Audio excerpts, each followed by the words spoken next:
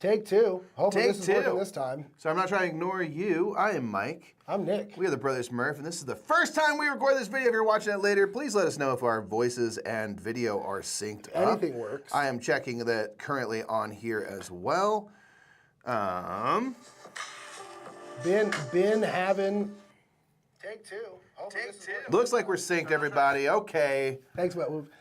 Yeah, take Sorry two. for that unprofessional beginning. Again, I am Mike. I'm That's Nick. Nick is sick, but he's going to power through. We are the right. Brothers Murph. It's time to do rapid reviews, Yes. man. So, as we were saying, sorry about that. We've been having massive problems streaming. We think our computer's very, very old, and we think we need a new one or something. She tired.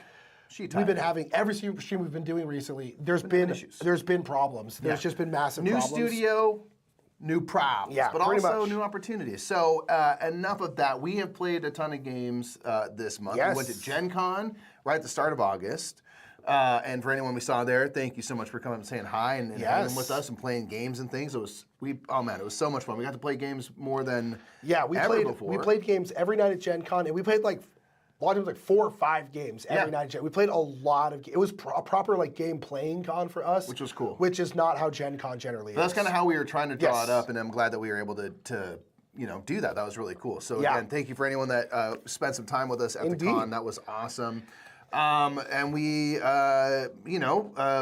played games and stuff for work and stuff. I played a bunch of games on Board Game Arena. Yeah. I haven't played like that many I games do. well, Nick hasn't played many games without me. A couple things. Yeah, a couple things, but not much. Most of the solo stuff, yeah. But a yeah, couple so we things on have BJ. 84 games to get through. Yeah, I think it's 39 new games like that. It's a lot because we got a lot of Gen Con games. So normally at the beginning of every Rapid Reviews, we shout out our new patrons for the month. Here's the thing. We haven't done Rapid Reviews since we launched our Kickstarter at the beginning of May. First Rapid Reviews in the new space. First Rapid Reviews in the new space, which is very, very cool. But it's been 4 months. So we're just going to say thank you everyone who joined our Patreon in that 4 months. Next month we'll start with the normal shout outs, but we're just it's going to be... It might kill There's going to be a Nick's lot voice of to do. people and my voice is going to die. So sorry about the way I sound. Yeah. But nonetheless, let's go ahead and get started, yeah? Let's do it. As always, we will start with everything that was new to us in the month, and then go through quickly in the back end, especially this one, because there's so many of games we played before. The kind of hint there is we're playing it again. It's probably because we don't hate it. Yeah. So let's start with everything new. Indeed. And again, after the game reviews, we'll go ahead and do a little bit of a live Q&A, so feel free to... Get those cues all Get loaded your up. cue. Oh gosh, what happened? Oh, studio can't play. Yeah, I might need to retire this shirt. I didn't think about it. I am kind of blending It's pretty in the great. background a little It's bit. pretty great, yeah. I didn't even think about that. Mike, we played Cascadeo. We played Cascadeo. So this was sort of this was a purchase at Gen Con. This is sort of like a last second. Really last minute. It was at one of the game stores that are there. Yeah. I think it was Miniature Market or something. It was one of them. Yeah. It was where there's a collection of different games and publishers and stuff. And Cascadeo and Cascadeo, which is a roll and write.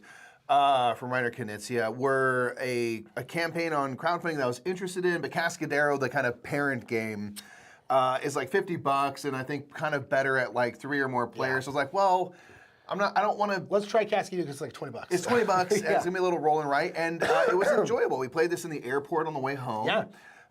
And we played just the first kind of, scenario, for lack of a better word. This is a game where 5 sheets. Yeah, this is a game where you're rolling dice, and then based on that, you're choosing a color, right? I think so. It's been a while. Yeah, you're choosing a color, and it has to be next to another color. This was months ago. Well, not months ago, but it feels like a month ago at this point. Years ago. And you're choosing colors, and you're basically trying to reach different stuff. Yeah, and all this connecting different things, towns together, essentially. And we enjoyed it, but there's kind of 4 scenarios. Fun. Yeah. And the first one's really basic. Really basic. Clearly, we looked at the sheets and played them, but they add a lot more elements to consider. So the first game was a little too basic. Yes. But it was a good jumping off point, and we want to try the heavier stuff. Yeah, before we kind I of thought weigh it was in. that was a game. It was just very basic, very straightforward. Rolling kinda right, route you're building rolling stuff, filling in this thing. There's nothing special about it. But I didn't know there was 4 sheets when we first played it, so I was like, wow, that was okay. And then I was like, oh, there's more to it. Okay, cool. I'm glad. I want to try the other ones because the first one, I'm like, cool. I never need to play this game. You look at the 4th sheet, and there's all sorts of iconography and crazy stuff going on that we didn't see at all in the first one. So, but yeah, so far so good. The Ian O'Toole art, I'm into that. Yeah, definitely. But I'm curious to try the heavier stuff, the heavier sheets, to see if that kind of gives us a little bit more staying power. Yeah. So we'll see. Also, shouts out to the fix it. To the launch. All right. The launch. The launch of I think it's going to be Mario. Mario, yeah. Satisfactory is launching this week. So if anyone knows, I'm a massive Satisfactory. It's probably my favorite game at this point. It might have overtaken. This is my Satisfactory mug. Satisfactory 1.0 is launching on Tuesday. I am taking multiple days off next week to play. Use some of that PTO, that hard-earned PTO, man. right, baby. Good on you, dude. That's right, Stoked baby. for you. Had to give a shout out. Had to. You played Copenhagen? I played Copenhagen. I played this a few times. Linnea in chat says, I'll be well represented as Rapid Reviews. The main person As I play always. with on Board Game Arena is Linnea. And Linnea suggested this one, and we played it. We played it a few times. It's a really kind of simple game where you're either drafting, there's kind of this row of cards. You can draft 2 cards that are adjacent to each other. They're just like colors, like purple and green and stuff. Or once you have some of those colors, you can turn in a set of the color to grab a tile that matches. So like if I turn in 4 purple, I can take the purple that's 4 tiles wide, kind of like Tetris style. And you're filling out this board trying to complete rows and columns and get bonus points if they all have windows and stuff. So it's just a really kind of simple... It's very much like a queen game. Very much so. Kind of like Ticket to Ride. Get a bunch of cards, turn those cards to build a thing. And get those cards and turn those cards to build a thing. And there's a couple of like special actions you can acquire throughout the game. But it's like breezy, really, really enjoyable. Yeah. So it's on Board Game Arena. Really like it a lot. Cool. Yeah. Jazz Nice little chill game. Jazz in chat said, it's rapid. It's the rapid reviews. It is a rapid reviews. Oh, we got there. Pretty much, yeah. I like that. Jabbles with the great ideas. You finally played Cosmoctopus, I did. I played a couple of games of Cosmoctopus, again on Board Game Arena. What'd you think of it? Because I was kind of like underwhelmed. Here's the thing. I enjoy the things you're doing, and playing it on Board Game Arena made me want to play it in person.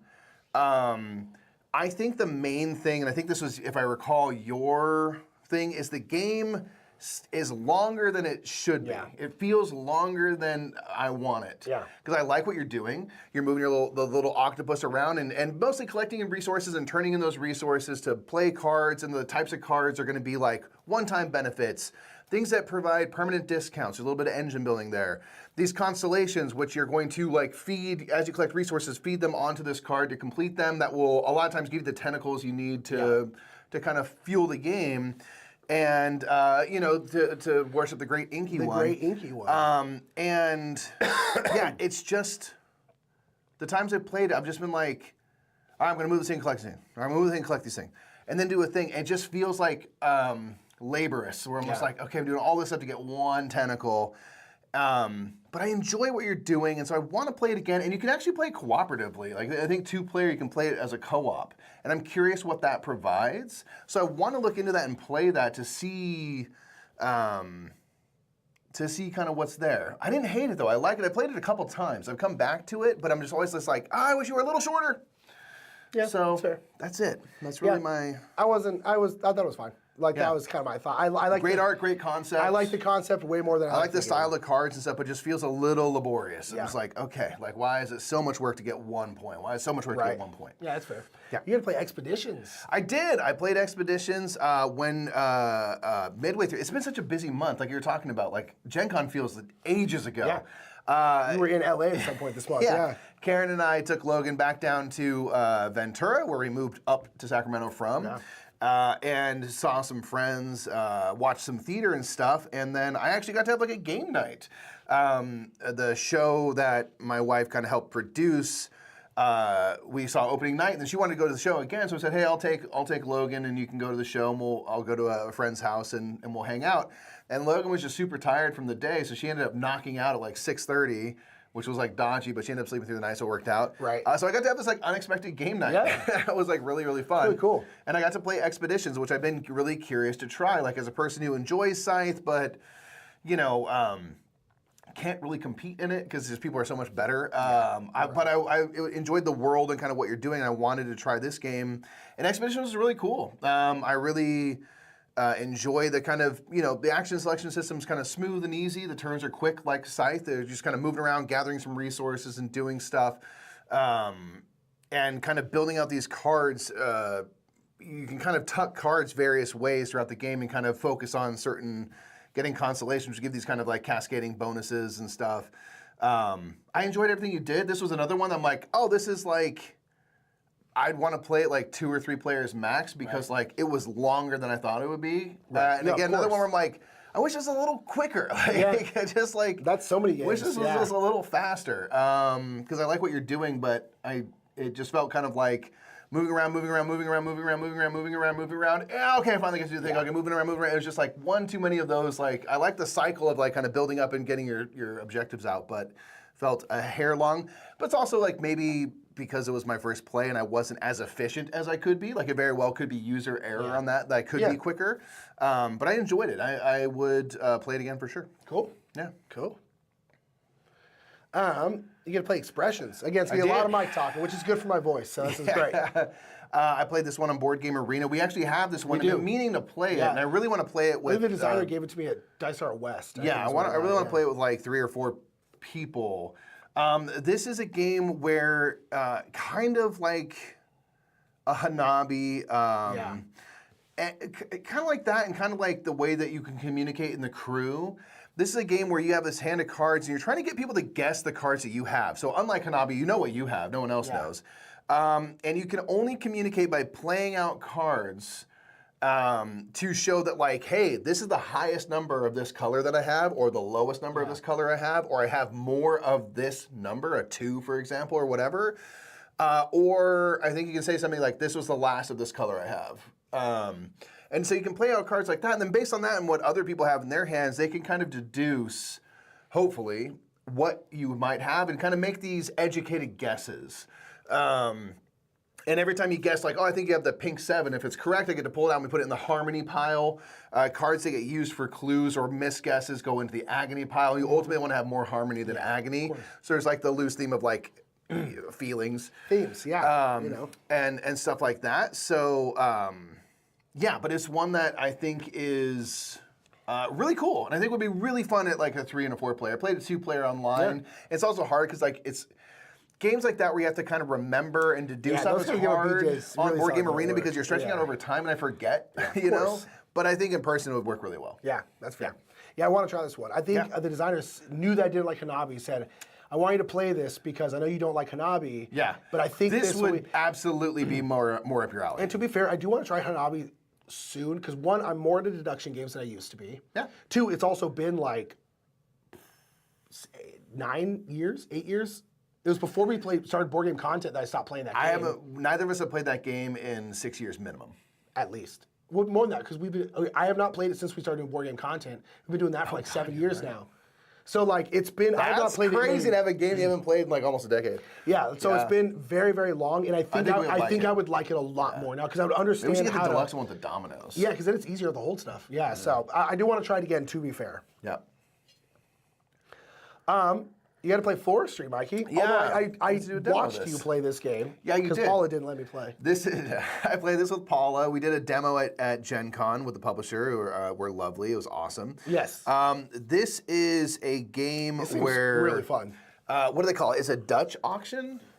Yes. Where I don't know what that word means, but I know it's called the Dutch auction. There's basically the whole game centers around. You have an app with a timer. Whoa! Ben League, thank you so much for the super chat. Holy crap! Thank you. Sorry, we just had a super chat come in for $100. That is blows my mind. Sorry, I've I don't know if you saw word. this, but I'm gonna take a quick second for this. So Ben and Tej League are supportive of they've been in our comments and our chats for a long time. They have been trying to have a baby for a very long time. Yeah. They have now had their baby. It's been we've been going through this journey with them, with surrogates and all this kind of stuff. So Ben and Tej want to say officially congratulations on your new child. Welcome to Not Sleeping as Much. Holy crap. You're going to age quickly like me. I've had some presidential years. Get ready to age very quickly. But thank you so much. It's Rillian, right? Yeah, Rillian. That's amazing. Congratulations. Congrats, y'all. Thank you again so much. Holy crap. Wow. Buy diapers with that, please. Jeez. Yeah. God, babies are expensive. Can we gift you something as a congrats? Let us know. Floristry, thank you so much for that. Floristry is a Dutch auction game where you are trying to get these tiles with these kind of domino tiles with flowers on them, ultimately trying to create groups. Kind of like a display, right? And yeah, you're making your as you can see in the cover, kind of the window display for your florist. I want to say florist. For your forest. Your floristry business. And so it's this ducks auction where basically there's going to be a timer, I think, for 5 seconds. And every second or two or whatever it is, the price of this tile goes, or sorry, there's like 5 tiles, I think, and you can get 3 of them or 2 of them or something like that. Yeah. You get the bigger lot if you get the thing, but the price goes down every kind of so often. So you're like, and you're both sitting there playing chicken because, of course, I don't want to pay full price. No, why not? But if Paula beats me to the buzzer, I get whatever she doesn't choose. Yeah. I get the leftovers. And she gets, I think, 3 of the tiles, I get 2 of them, or 3 and 1 or something like that. It's you want to win the auction if you can. You only have so much money, though, so you, again, want to get a good price, but you want to make sure you also get the tile. Yeah. It's one of those games. This is one I think is an alpha on Board Game Arena, and I'm curious how they do the timer thing. Oh, wow, I can imagine you could do it async, where it's just like you have the thing and you click it, and then you see what the other person clicked. I think it could work well. Yeah, I guess that would work. But you're doing that, then putting your tiles into your kind of window display, trying to create large groups of the same flowers next to each other and stuff. And that's really the whole game. It's very cute, very chill. But the sitting there over like, I think Paula's going to buy this when it goes to 2, so you are waiting for it to click down and both trying to be the first one to get the cheap price is always going to be fun. It's really, really cool. And this company, like their whole kind of vision was they wanted to make, or not just with this one, but other ones, small games so you could play like in a cafe. Yes. So this is a very small, compact game, and their idea is like, I need to be able to play this on specifically a cafe, like a circular cafe table, small space. And that, I'm like, thank you. Yes. Please make more games like this, because I want to take games on the road. I want to go outside with my games and stuff, but like I can't bring title blades many places. As much as I love this, no diss to James Hudson. No shade. But I can't take it to the cafe. I can take this to the cafe, and I love that vision of like, this is what we're trying to do. So this one will be coming out next year. Yeah. I'm not sure when, but look forward to it. It was really cool. Really cool. Enjoyed the I was demo. watching them play it. It's very, very Or fun. am I willing to pay more? You know, it's like, I'll buy it at 4 because I need these tiles, you know? Really, really cool.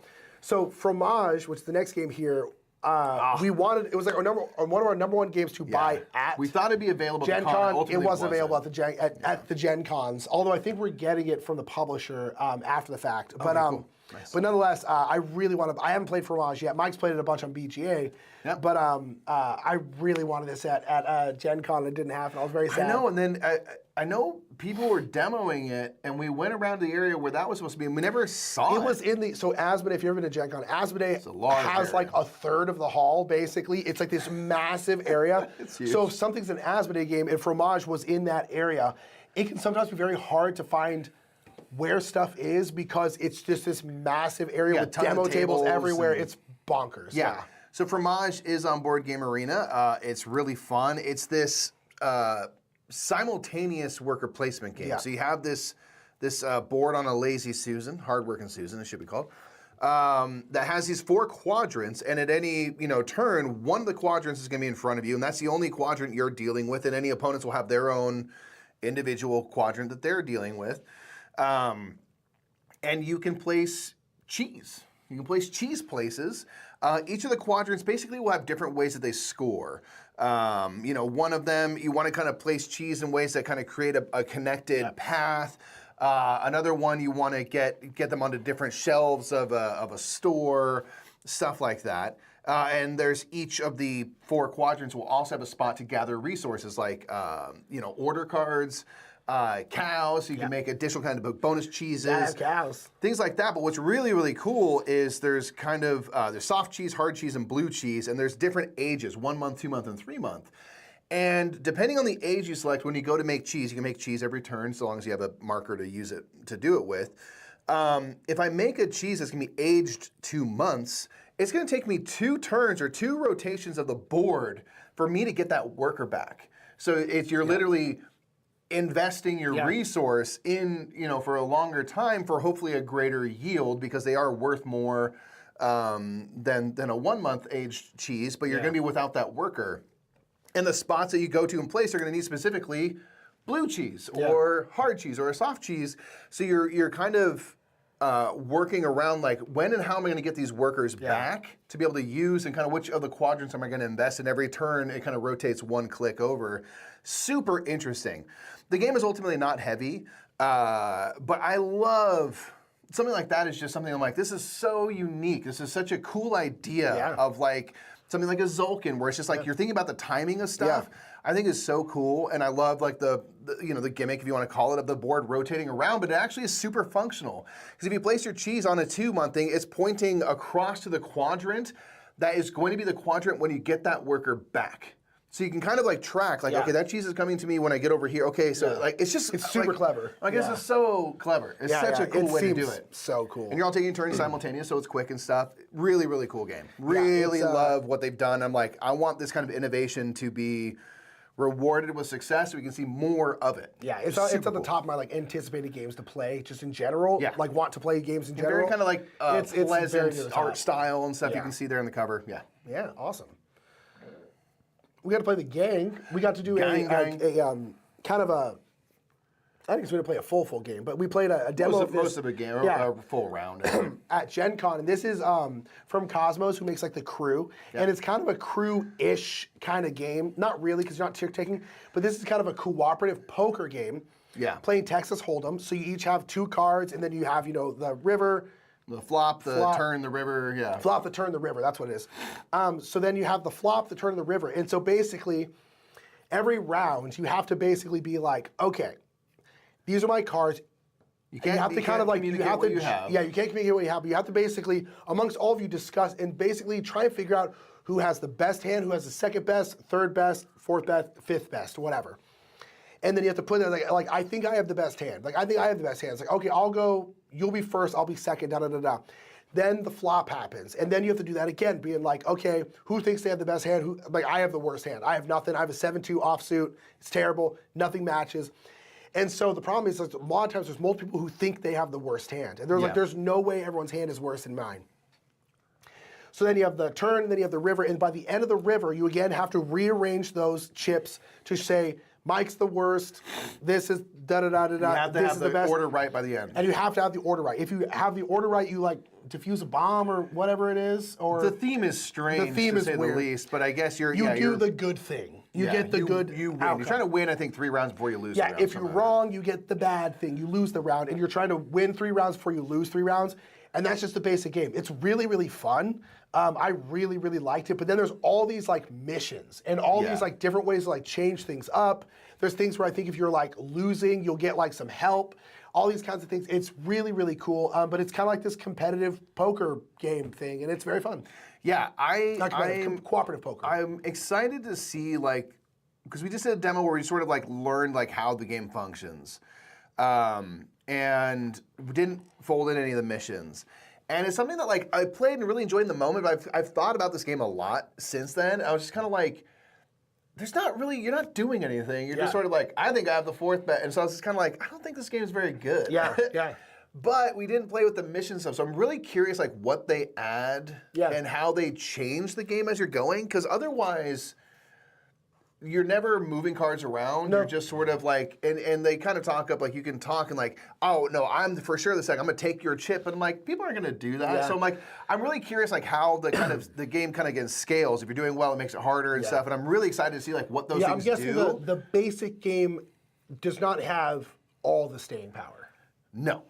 I saw it and did it and don't need to come back to it at all. Oh, really? Oh, you're that far out on it, huh? Oh, okay. I liked it a lot more than Mike did, there's just nothing you're doing. You're just sitting there and I like the discussion. Okay, I liked it a lot. Mike didn't like it at all. Okay, so it's good to know. Okay. But I'm excited to see what is more. Okay, and again, in the moment, I was like really high on it. And I thought about it more and was like, wait, I don't get it. But we didn't play the full experience. So that is just to say that it's a TBD. Mike hates it. You heard it. TB determined. TBR, to be rated later. To be rated later. TBRL. TBRL. Well, so far, no TRL. Dude, TRL, man.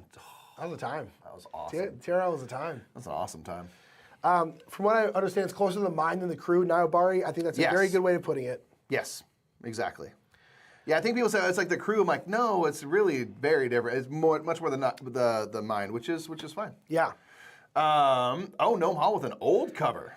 Interesting. Yeah, I guess so. Yeah, we so That was the one we had in our bank of box covers. Right on. So we're gonna keep this one relatively brief because we're actually about to cover this. There'll be a playthrough of this coming out on Monday. So watch that. But nonetheless, this game's fun. Yeah, it is fun. I've played it a couple times on board. Actually, I played it in person with Karen as well. I played it with Karen, showed it to her because I knew it'd be a game she'd like. Yeah.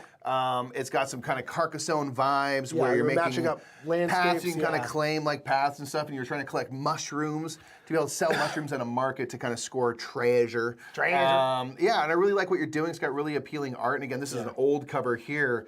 But a similar kind of just really nice, appealing style. So watch that playthrough. It'll be on Monday.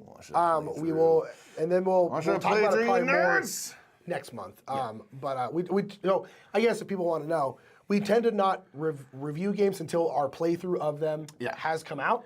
Yeah, I played that one, several times through the month, and so. Through scheduling stuff, it ended up happening the other way around. But typically, we like to wait after so you can make up for your mind for yourself if you like a game before we tell you if you should like a game or not. Exactly. You can. You're grown-ups. You can decide that for yourself. Next up is Harvest. Yeah. Have you played Harvest yet? I haven't. You won't let me play it. Asked multiple times. You won't let me play it. Gosh, I played this person. I've soloed this. I played some Board Game Arena. I played this alongside Expeditions on my game night and showed it to some people. I've played it multiple times. I really like it, man. I really like this game a lot. It's a very kind of light worker placement game, kind of family weight level with great kind of appealing art and stuff. But I really enjoy what you're doing. Yeah. It's just got a lot of appeal to it. It seems super fun. Yeah, and you have like these 3 workers per round that you are putting out, and you are going to like the general store to get some seeds and stuff. Then you're going to your farm to do actions and plant seeds. Tend to those crops to help them kind of multiply and then harvest them to get your big hits of points. Yeah. Your board starts off mostly covered with these forest tiles. And one thing I really enjoy in the game... So it's an Uwe game? Is, basically it's Uwe. These forest tiles... are on the other sides, all the buildings that will be in the game and stuff. So you're never using all the buildings. Yeah. And you don't know what buildings are going to be available until you start to kind of cut down your forest and clear space for your farm. Yeah. And then those flip over and go into the market to become buildings. I really think that's just kind of like a clever way to do this fun reveal of like, oh, now there's this building. Oh, I should get this thing. They're all going to have like one-time benefits or endgame scoring. Yeah, you're just trying to use your resources, use your manure and water and do stuff as these animals farming. It's just got a lot of charm. Yeah. Really charming game. Love Keymaster in general. Yeah. Just as people and as game designers. Yeah. They're just wonderful. I really want to play it. Yeah, really have been enjoying it a lot. I think this month will calm down a little bit and we'll be able to play a little bit more because I really Nick want hasn't had a ton of recreation. No, that's true. I don't. And then also, if you're here live, down in the chat, let us know where you're hailing from. Ooh, where are you hailing from? And also give a little thumb up. Yeah, let us know where you're. Have you never played Hive? I've never played Hive. Oh, I've played Hive. You played Hive before? Yeah, a couple times. Yeah. For some reason, I think I played it with Kiki. I don't remember why I think I played it with Kiki, but I feel like I played it with Kiki. I finally got a chance to play Hive. I love you so much. I finally got a chance to play Hive. And it's a tough one. It's very hard. Yeah. I did okay. I lost, but I got close. You have basically these tiles, these different bugs, and they all have different ways that they move and stuff. And you are adding tiles to the group of tiles. You can never have some floating off in space. And then you're moving your tiles in certain ways based on their movement rules. Like the spider like crawls around 3 or can climb up and over something, or the beetle gets on top of something and locks it in place.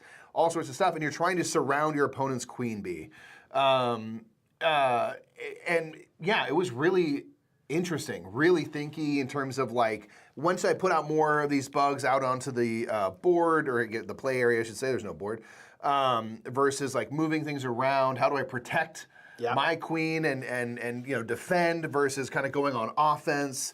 There was a lot of things to consider. This is one I really want to get physically, because it's got these nice chunky tiles and stuff, and like really kind of try to dig in. It's truly abstract. You can play it on a beach, you can play it anywhere, play in a hot tub, doesn't matter. As long as you have a snorkel to get down to the bottom. Sure. And yeah, it was really cool. Really, really cool. Yeah. And you talked about it from playing it a billion years ago. It's been years since I played it. And you really liked it. Yeah, and I talked about it. It sounded so interesting. And I've almost bought this several times and haven't done it. And finally, glad to finally have played it. It's really, really cool. Frusina, what is that flag? I'm not sure. I'm not familiar with that flag. If you let us know. We got Poland, we got Minnesota, we got a whole bunch of people in chat. Whoa! Southern AZ. Someone from Melbourne. I really want to come visit Melbourne. Shouts out. Santa Clarita, shouts out. You live in Santa Yeah, Clarita? I lived in Santa Clarita for 3 years. Yeah. In the footsteps of Marie Curie. So this is we played this at Gen Con with our good friend Jared, who I didn't know was at Gen Con until that day. Yeah. Yeah. I So it was forgot that fun. he was going to be there. All of a sudden you saw him walking down the way. I'm like, oh. Like, holy crap, there's Jared. And so we played, so this is a sequel, at least in terms of theme, to In the Footsteps of Darwin. Yeah, they seem to be doing a series of these games, which is really cool.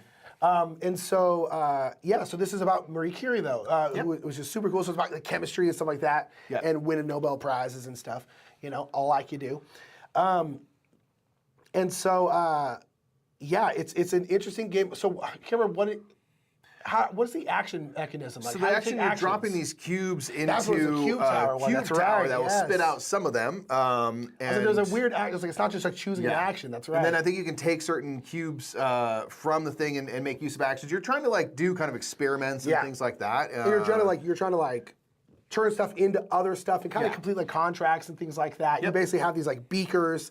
And they'll have some kind of like recipe on them, like that need the different. God, what was like? It was like uranium, radium, I think, and then like pitch black or something. pitch blend, pitch black, pitch something, Yeah, pitch blend, I think. some of that. And then you can turn all those beakers. Those will give you like more of a hand limit, so you can keep more cubes, you can hold more cubes, some kind of like special power and stuff. You're going through the timeline of like through Marie Curie's life all the way to her death. Yeah, I think probably she's not alive, Sept so she Darwin's died. probably similar in that way. It's like, And so it was cool. It was very light.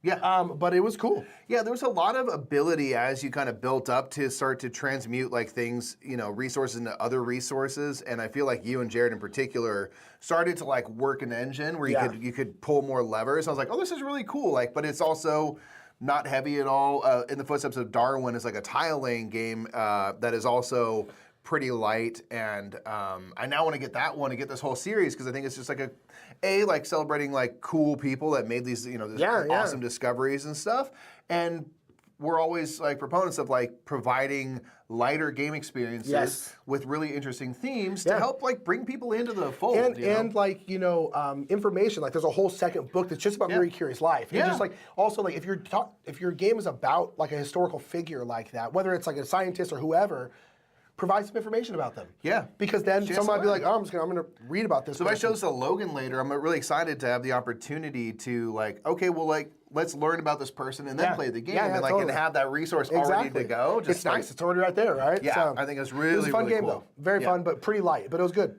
Yeah, I actually really enjoyed what we're doing. I'm sorry about this one. Yeah, Nick, I ruined this game for everybody. Why don't you explain yourself, Nick? I don't remember what I did wrong. What did I do wrong? I remember I was reading something wrong the entire time. So basically, I ruined this game for everybody. No, we still got pretty close even with your blunder. Despite me horrendously screwing this game up, we got pretty close. Linnea in chat there showed this game to us. This was one that we were hoping to pick up at Gen Con because Pandasaurus has it, but it wasn't available in time. And this is a cooperative deduction game where you are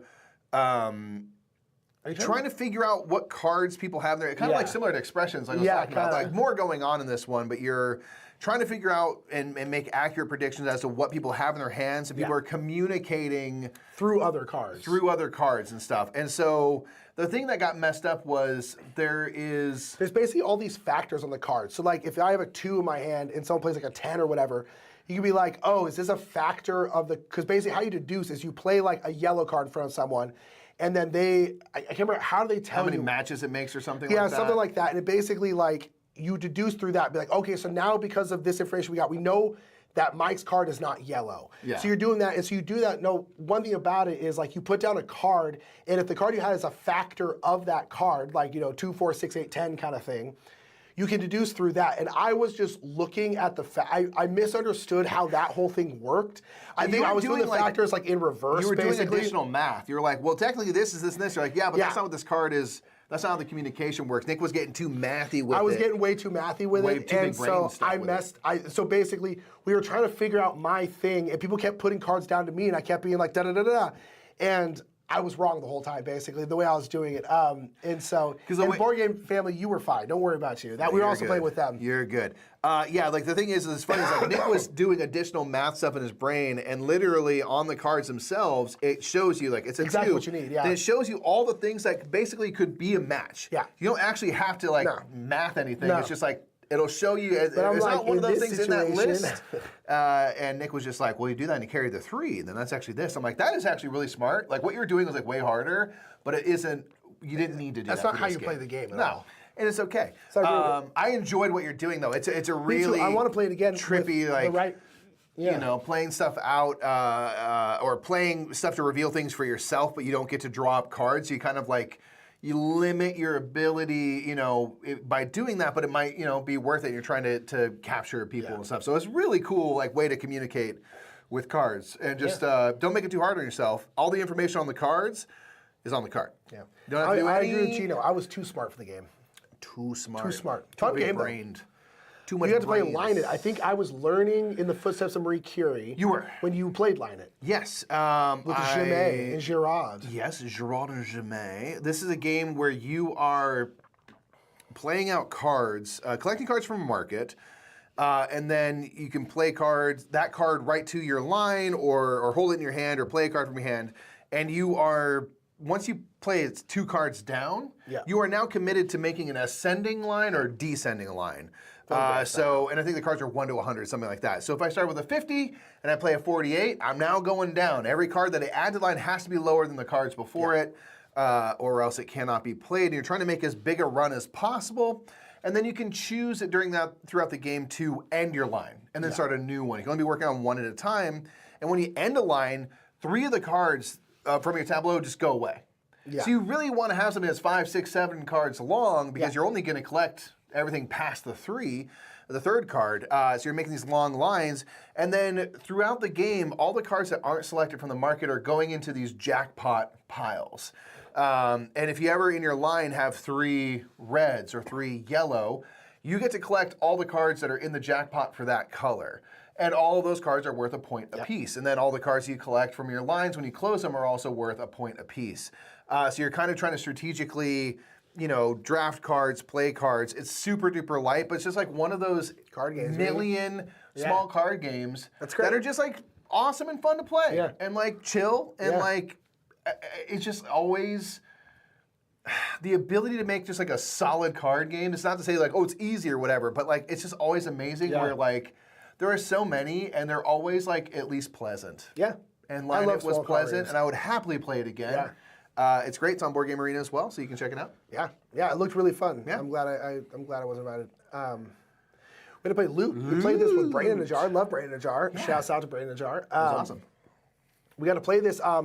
This is from Hachette, and this is a game where you are Vikings, and you are basically creating a line of your Vikings to kind of like this end area. It's kind of like you build out a kind of a map. Yeah, you're on looking the thing. central map, and you're placing a Viking next to one of your and opponent's Vikings. But yeah, you're kind of like You're kind of exploring the moving out. land. And then where you play your Viking, you're going to get like resources, and then you have your own little map, and you're basically trying to like build buildings. It's your fjord. Your fjord, sorry, your fjord.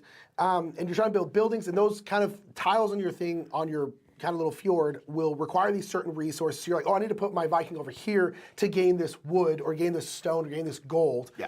To then be able to build this thing on my little map.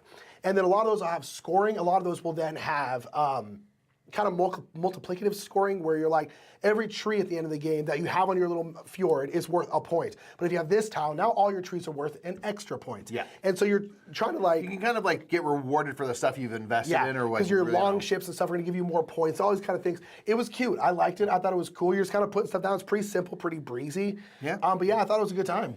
Yeah, And I it's agree. got 3 O's in it. Yeah, Because it's loot. It's extra looty.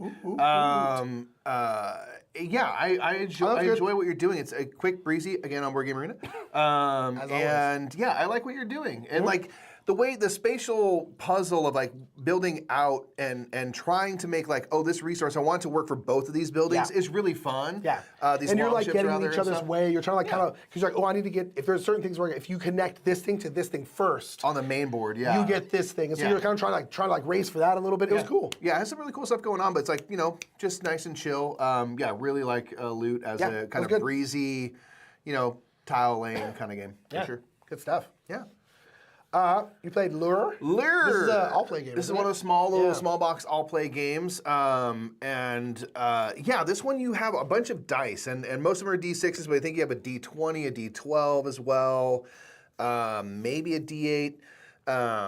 and you are trying to catch fish, and these fish are going to require, some value or higher of total from the dice you've rolled, and then sometimes you're going to need specific numbers or specific lures to be used, and you are choosing on a turn how many of your dice from your available pool you're going to allocate for this, to try to go for these fish that are currently available.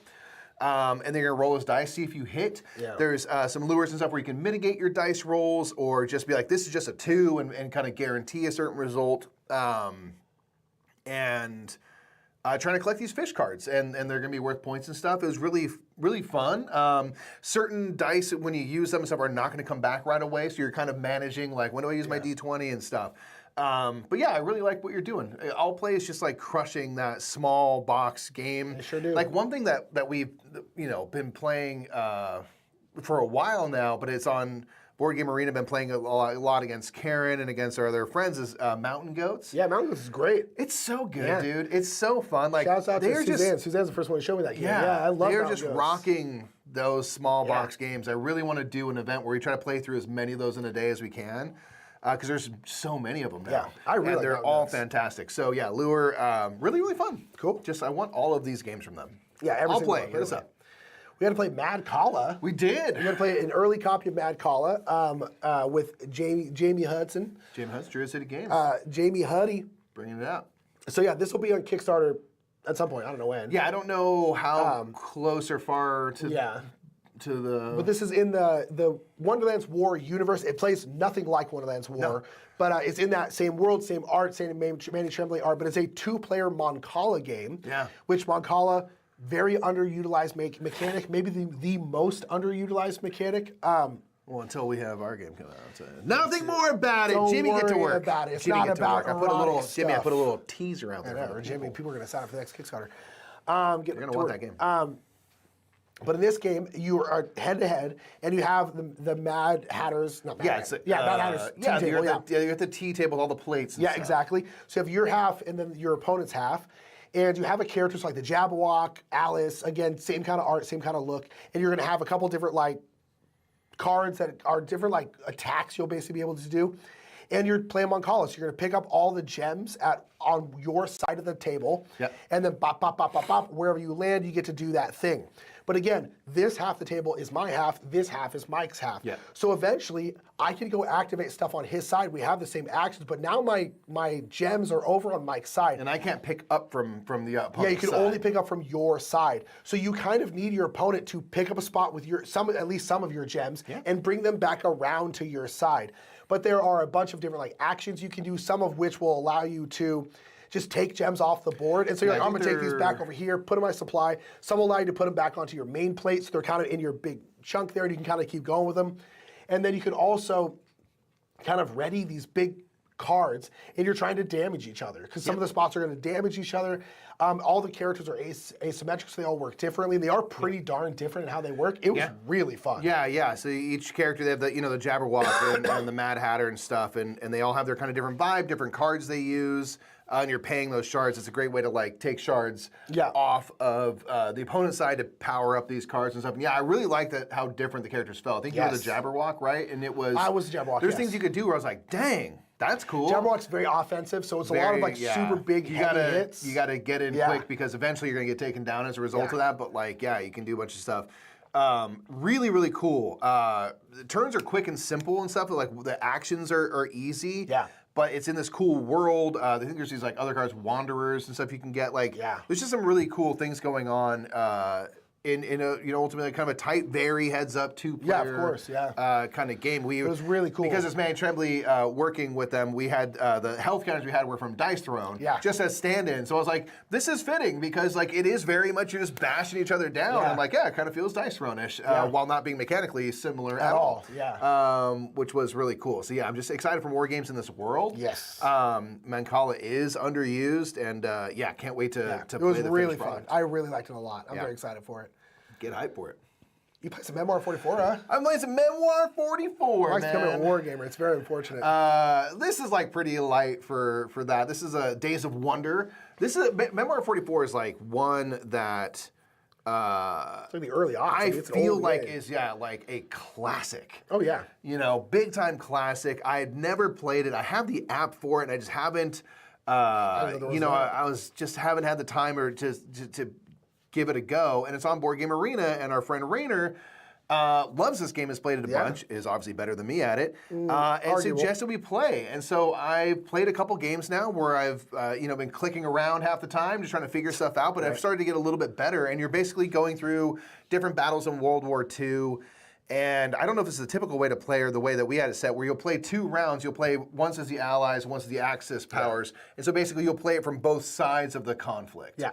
And try to go for certain goals, knock each other's players out. And it's mostly just dice chucking. Yeah.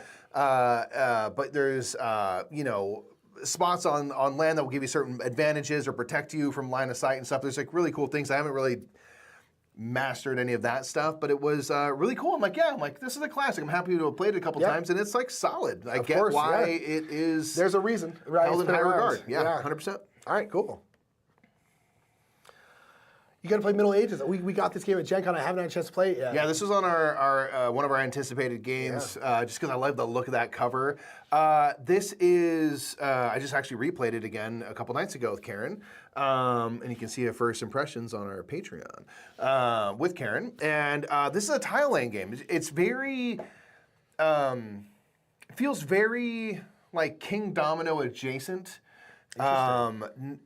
In the way that you select your tiles. So basically, every turn, there's going to be 4 tiles available, and you're going to put you'll have your person on one of those tiles, and you're going to kind of go in turn order from left to right. Yeah. So if you have the leftmost tile, you're going to go first, and you're going to take that tile, select a tile for the next round, and then place your tile. So very King Domino in that, whereas like if you go earlier, you might have like a weaker land type, but you're going to have, you know, better pick of the next round, next turn's tiles. And you have this player board in all these like different shaped tiles or these different kind of edges, like puzzle pieces. And you're going to be building out, and each of them is going to have a different way that they give you money. That'll be kind of conditional when you place a tile, and they'll also provide income based on the amount of a certain tile type or types that you've collected. So the fields, for example, are going to give you 1 coin for every farmer you have amongst all your tiles. There'll be a little farmer symbol. Yep. And then at the bottom, you're going to get 1 coin for every field you have. Yeah. So every turn you're gaining points, which are your money, which is your points, and you're kind of trying to, you know, invest in certain areas as you can, and each of them work a little bit different. It's all very light and stuff. And one thing that's just really wonderful is all of the pieces, as you start to build up this tableau, they continue the landscape, and they all fit in like kind of nice and like click in puzzle-like. So it's very satisfying as you build. They're all like slightly different, but they all fit perfectly. So it's just very nice and delicious. And yeah, you're just trying to get a bunch of money. Cool. It's really awesome as a like King Domino, maybe a little bit more than King Domino, but it's just sort of a tableau builder. Yeah, it's really great. You know, it's based on Majesty of the Realm, and Cash with the hot takes per usual, but Majesty of the Realm is better. How dare you? Get wrecked. I don't know what that is, but yeah, you're probably right. We played Minos, Dawn of the Bronze Watch the Age. playthrough now. Yeah, watch the playthrough now. We have a playthrough of this out. game's It's a amazing. new board game ice game. This game is so much fun. We played it. play it, man. We played it a couple times, and the first time we were like, all right, cool. Like, this is cool. You can make some cool combos. And then after we did our playthrough, we were like, man, this game is incredible. I really, really like You this can game. really, if you like kind of combo-y, Yeah. like And there's just such an interesting thing with, like, so this game, first of all, has dice pants, which means it's great. Dice pants. So basically, you're going to roll the dice, and then you are going to draft dice, and then put them in your little dice pants, and then put it on a different action. And once everyone has drafted 4 dice, you will get to choose one of your dice to activate. You'll have to choose your highest die. But at the different locations, the dice are gonna, the stronger actions go to lower end dice. And then the higher end dice usually have weaker actions, and you have to activate your higher end dice first. So that was one thing when we learned the game, we kind of first played it, we were kind of messing around with it, we're like, okay, cool. And then as you play it more, you're like, oh man, what dice you choose really matters, because again, the lower dice are gonna be the stronger actions, but you have to activate your dice, highest die first, down to your lowest die. So you're like, oh, I want to do this. Crap, I can't do that because that's a 2 and I have a 6 over here. I have to do this first. And it made the decisions around what dice you activate even more interesting. Yeah.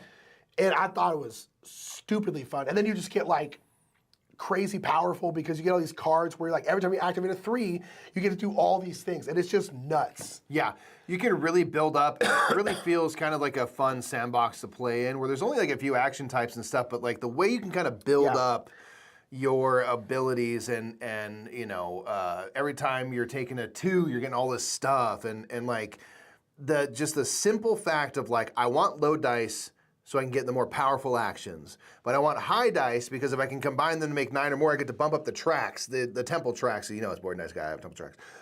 And there's all sorts of benefits from that you can gain. More income, more, you know, strong abilities. There's a lot of fun stuff to play with in this one. It is, for Board and Dice, kind of on their lighter Kind of the Barcelona side. A little heavier than Barcelona, but lighter than like a Teotihuacan, certainly than a Nucleum or anything. It's not the heaviest game of theirs, which is a good thing. It's not a gateway game or anything, but really enjoy what you can do. Super and I just cool. feel like It was so I just much feel like fun. you're having these like supercharged turns all the time, and it was really, really satisfying. Yeah, really like this one a lot.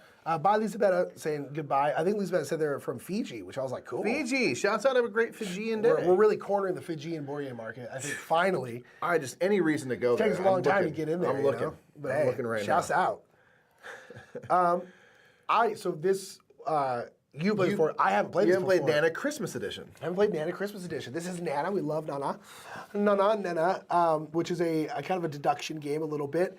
And Nana Christmas, it's kind of like Gamers Go Fish, where you're trying to find 3 of the same value of cards, like 3 2s, 3 3s, that kind of thing. And you can ask people what their highest card is or what their lowest card is, and they have to show you. And if you can find 3 of them, be like, Mike, what's your highest card? Mike puts out a 9. Jamie, what's your highest card? She puts out a 9. I can have stuff. I have a 9. Nick, what's your highest card? 9. I collect all 3 9s. Yay. As long as they are actually the highest card, you can't just say, hey, do you have a 9? It's like, is your highest card? Yeah, I sound like Pendulette. My voice is getting worse every minute goes by. Listen, Pendulette's not a bad person to say. I love Pendulette. Right, Pendulette great. rocks.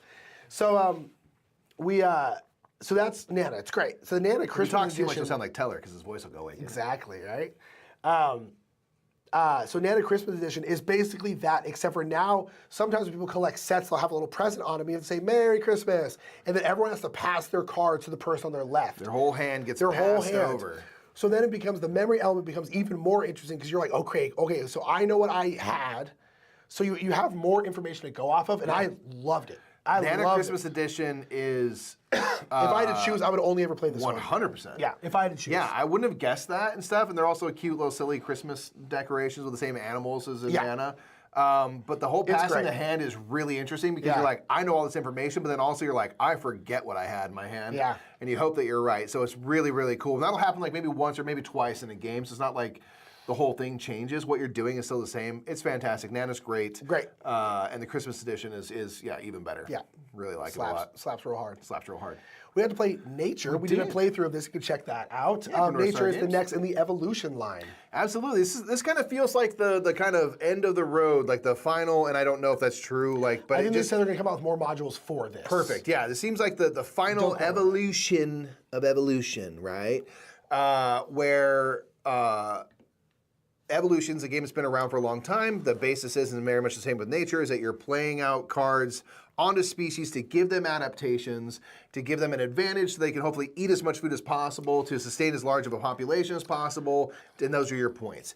This is the same, absolute same core here. It's you are evolution. getting species, you are adding adaptations, trying to eat as much food as possible. Those are your points. You can become a predator and attack other species, including your own, if you have to, and stuff like that. But this adds different modules that will give you new types of cards to draft, potentially some new rule sets, new pieces and stuff, and you can combine 1 or 2 additional modules into the kind of base core set of adaptations and stuff to create kind of this blend, which is really cool. Right? There's 5 modules in the base game. Again, they have plans to make more, it seems like. I think so.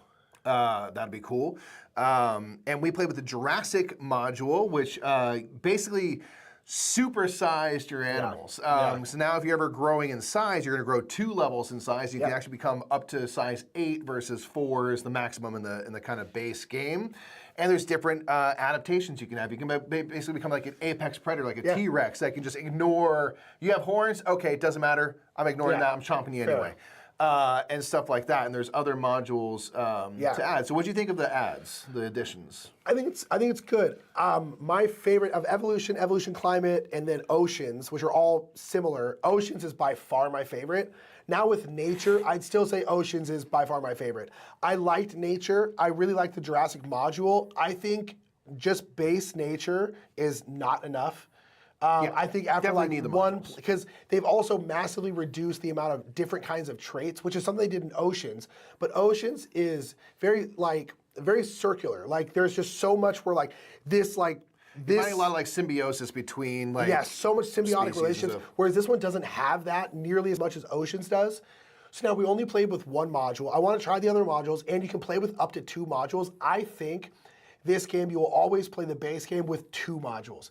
Because then I think it'll be interesting enough to kind of keep it going. As of right now, I will continue playing Oceans. I want to try the other modules and stuff like that, but Oceans is still by far my favorite. And I think Oceans is incredible. Yeah, one of the modules kind of does the evolution climate thing. Yes. Where there's kind of like these disasters happening that change. So I want to try the rest of it and try like, okay, what's this one and this one What's Jurassic and Flight look like together? Exactly. I agree. I think it'll be really cool to kind of blend those modules, and I think they kept the base game more simple as a result of like, all the evolution games are fairly light, like they're entry-level games, and so I think they really wanted to make the base part of Nature, which you can just play the base, but I think you definitely need 2 modules if you are an experienced gamer. But I want to see what those other modules are. And how they work with each other. Cool. But it's, I agree, like as of right now, I'm like, Oceans, so I still would prefer over this, but maybe we can find a blend of modules that would take this next level. Because at least, granted, we only played the Jurassic module. That one didn't change the game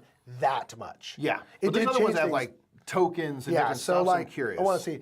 People ask who did the art. There were many different artists in this game. Vincent Dutray did some of the art, a couple other people. I believe Stephanie, I can't remember her last name, but who did the original Evolution? I think she did some stuff. I think the main artist here, like you see on the cover, but then for like the Jurassic cards are by Vincent Dutray, so they used a couple different artists. Gorgonzolas. Yeah, amazing. We gotta play some Nexus Ops. We did. I'll tell you, I went to this game being like, it's gonna be okay. Like I'm the one who learned this game, taught Mike, and I was like, it's probably gonna be fine. Like, who knows? I really liked it. Yeah, I liked it a lot. Yeah, we started playing like our first game before filming, and I was like, this is kind of cool. Let me get some water. Keep talking. Yeah, this is kind of cool. My throat needs it. This is an area control beat 'em up kind of game. Where you are getting these kind of crystals, you're mining crystals throughout the game, and you are spending them to get new units, new troops and stuff. There's like little squishy humans and these like rock spiders and stuff that are going to have different, abilities to hit on offense, and you're going to then move out on the board, discovering parts which might have additional mines or additional units, and you're trying to complete these objectives mostly through battling. So there's kind of a general objective. If you win a battle, you get this objective thing that's worth 1 point. It's a race to 12, and you also have these kind of secret objective cards that might be like a really conditional thing, like win a battle in a rock plains, or destroy your opponent's dragon or something like that, that you can also score, or in addition to the base score, in a race to 12 points. This is one that, it's just really fun. Like, you're just rolling dice and moving around and trying to gain these advantages. And we played with the kind of basic stuff.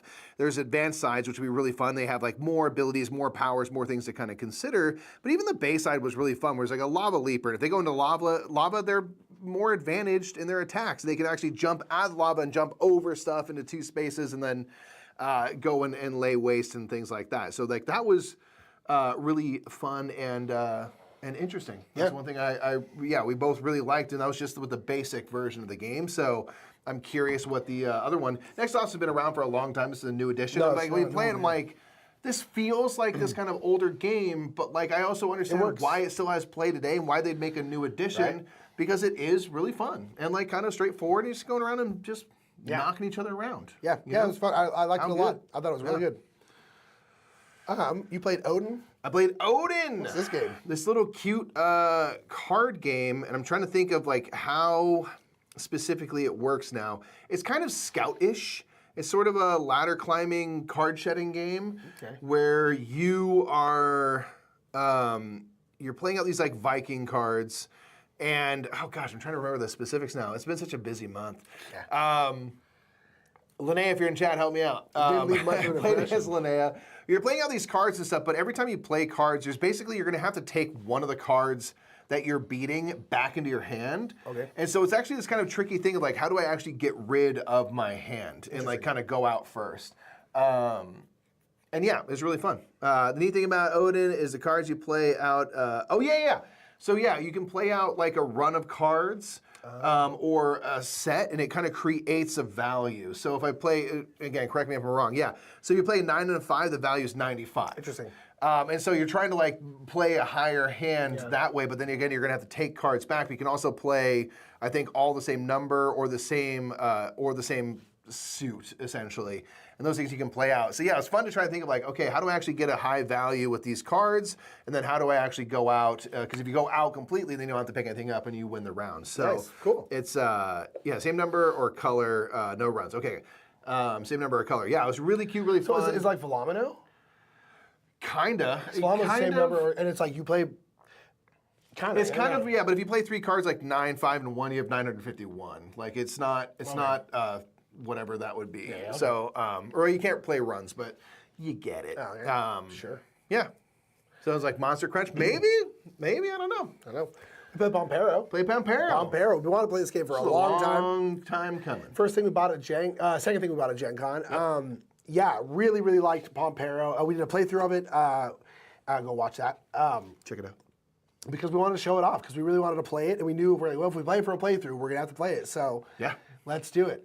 The box is very beefy. Yes, it's a big game, big Euro game. But I will say, like this game, we played it like a 2-player game of this for us at least was like an hour. Yeah. So it's really nice that it was like quicker than I kind thought of a it would big Euro game that's actually relatively quick. At least for us, it was. Yeah. But yeah, it's a game where you're building kind of power infrastructure and building windmills and bringing power to various parts of Uruguay. Kind of starting out in like the more rural areas and then moving into the cities. It's got this really interesting action selection system where you play a card down onto your player board, and that's going to dictate like where on the main board you're playing, and then what action you're doing, and then also like what that action is going to cost. And it's this constant thing where you're trying to make the most money because you're ultimately businesses, your energy businesses. But all of these things cost money. So literally every action in the game, you are paying with your points. So it's a really nice, interesting back and forth. There's a way for you to get kind of like a little bit asymmetric, great production quality, kind of like cool, trees of like where you put out your contracts and stuff. I thought it was really fun. Yeah, it's really, really fun. Awesome art by Eno Tool. It was a game that was inspired by Kanban, and you can kind of see, they're not similar in like what you're doing, but like you can see how like that inspiration came into this game, and you're kind of building out your windmills and kind of moving your bulldozers around and doing this stuff, and then kind of powering up stuff to kind of, there's really kind of a lot of things you can do. There's a lot of stuff you can do. But it's really interesting that you have all this stuff in a game that like does not become overburdened and super long. At least not a 2-player game. Yeah, a 2-player game at least. We can't speak to higher player counts, but again, we played like an hour, and I really enjoyed what you're doing. To be fair, we played the shorter game. You can choose to add another round, and I do almost like, we played it a couple times, and I was like, man, I feel like I need another round, because it ends kind of quickly. Yeah. And so, like, I really liked it. I thought it was great. I do think after 10 plays or so, which, to be fair, is a lot, you don't play games as much as you think you do. I do think it'll start getting samey, but there are a couple expansions, so I'm really curious of what those expansions add as well. Me too, yeah. And there's room in the box for those expansions, Yeah. so if and when we pull the trigger on that. But again, that's a down the road thing that we'll probably never encounter, if we're honest with ourselves. So, yeah. Let's go. What's next? You had to play Parade. I have played this once before, but it's been so long. I played this, I think, with Visor at like one of our first Strategicons way back when, and I had no idea what was going on, and I had a little idea this time around, a little bit more. But we played this during Gen Con. This is a for fun game, and this is a game where you want to have as few points as possible. You want to I forget how to play every time. Yeah, Linnea showed it to us, but all of us are like, we've all played this before, but like, also, what do you do again? But like, what are you doing? You're playing out cards and stuff, and then as you play cards to this kind of the parade, the line of cards and stuff, which are all Alice in Wonderland themed, very nice. You're going to have to take a certain amount of cards into your kind of, I guess, penalty pile or whatever. I guess, yeah, it's negative stuff. In front of you and stuff. And so you want to collect as few cards as possible, but if you have the most, I think, total value of a certain color, all of those cards become ones. They flip down. Yeah, so they become ones. You're like, okay, so if you can kind of shoot the moon on a color or two, you get hit a lot and because those cards are like worth 10. Yeah, and you're like, whoa, that's not good. Yeah, but if I can get a bunch more, then it works out. So you're kind of trying to like you start playing risky as a result. You know what I mean? Like you're like,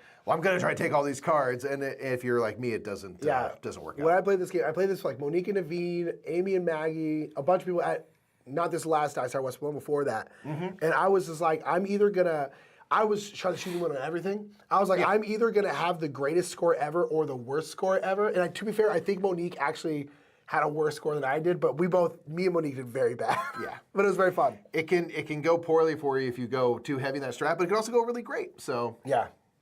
You're like obsessed with this one. Park Life People Edition. I want to do a video on this one. This and the Hedgehog. I'm going to do a video on this one because this is a little print preview.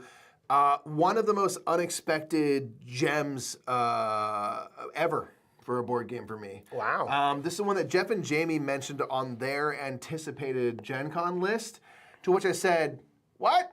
What's that? The hell is that? It looks cute. But it's got cool art and stuff, and so I looked into it, and it's this little trick-taking game. Yeah. It's kind of, as it says, I think they're a trick-taking game by Dylan Cope. It's like a cozy trick-taking game. Yeah. And this is a game where if you're playing competitively, you don't actually have to follow suit. There's these like 5 suits of cards. They're different like weather types and stuff, and you're like out having a day. And you want to play the lowest on-suit card, so whatever lead would be the on-suit, in order to win the sale, they're called, or the trick, and you get to collect that in your score pile, and whatever points, like if it's a 2 or 3 or 4, like that's how many points it's worth. And they go up to 7, and there's some other special cards. And when you win a card, you have to discard 1 or more cards from your hand based on the card that you collected. And so you're kind of shortening your hand, which means you'll probably be out of the round sooner. And you're trying to kind of do this to collect as many points as you can over 3 rounds. And that card, once it's in your score pile, just stays there for the rest of the game to be scored at the end. There's a couple other cool things. There's like wild cards that are all 0, so you're like guaranteed to win unless someone else plays a 0 after you, because the lowest card would break that tie. And then there's these special cards where it's like saying that, hey, every pink card I have, I'll get 1 point for every pink card in my set, and then any wilds will also count toward that set. So I can do that. If I have a bunch of this color, I might as well try to win this card so I can kind of multiply that. Or there's the opposite where it's like, I'm going to get for every rain card that my neighbors have, I'll get a point. So if I see that they're investing heavily, I can try to get one of those. So there's these fun things you can do, but again, you have to discard cards when you win stuff. So you're trying to manage your hand, and like if you can win somehow with a 7, hard because it's the highest card. But if you can win with a 7, that's 7 points. That's also really good. Yeah. The reason I love this game so much is you can actually play, if you're playing 2-player, you can play it cooperatively, where you now have the goal to each get to 45 points or more. Which is really difficult because now you're trying to, and one thing I like in the 2-player game is you have to follow suit if you can. Yeah. So it's kind of more straight up trick taking in that way. And you are trying to both kind of like, gain control and get some stuff and then like seed control so that, my partner can also score points over these 3 rounds. It's really, really difficult. Karen and I have done it exactly 1 time, but it's really fun. So the fact that you can play it cooperative, it's just like was really cool. It's this kind of cozy vibe. Really great over a cup of tea or coffee in the evening. I really like it. I'm gonna do a full video of this because it's one that like I didn't expect to come out of Gen Con being like, oh, that's my favorite game that I played. Yeah. And like so far it is. Yeah. That's awesome. You play Pixies. Ooh, who's this little guy? Well, little friend. I was hoping this one would be at Gen Con. This is a little card game where you are. It's got that art. I've seen this person do this art where they like take acorns and stuff in nature and make like little woodland creatures. And so it's very strange art of that nature. And you were playing cards out into this little 3x3 grid that each one corresponds to a number. So 1, 2, 3, all the way up to 9.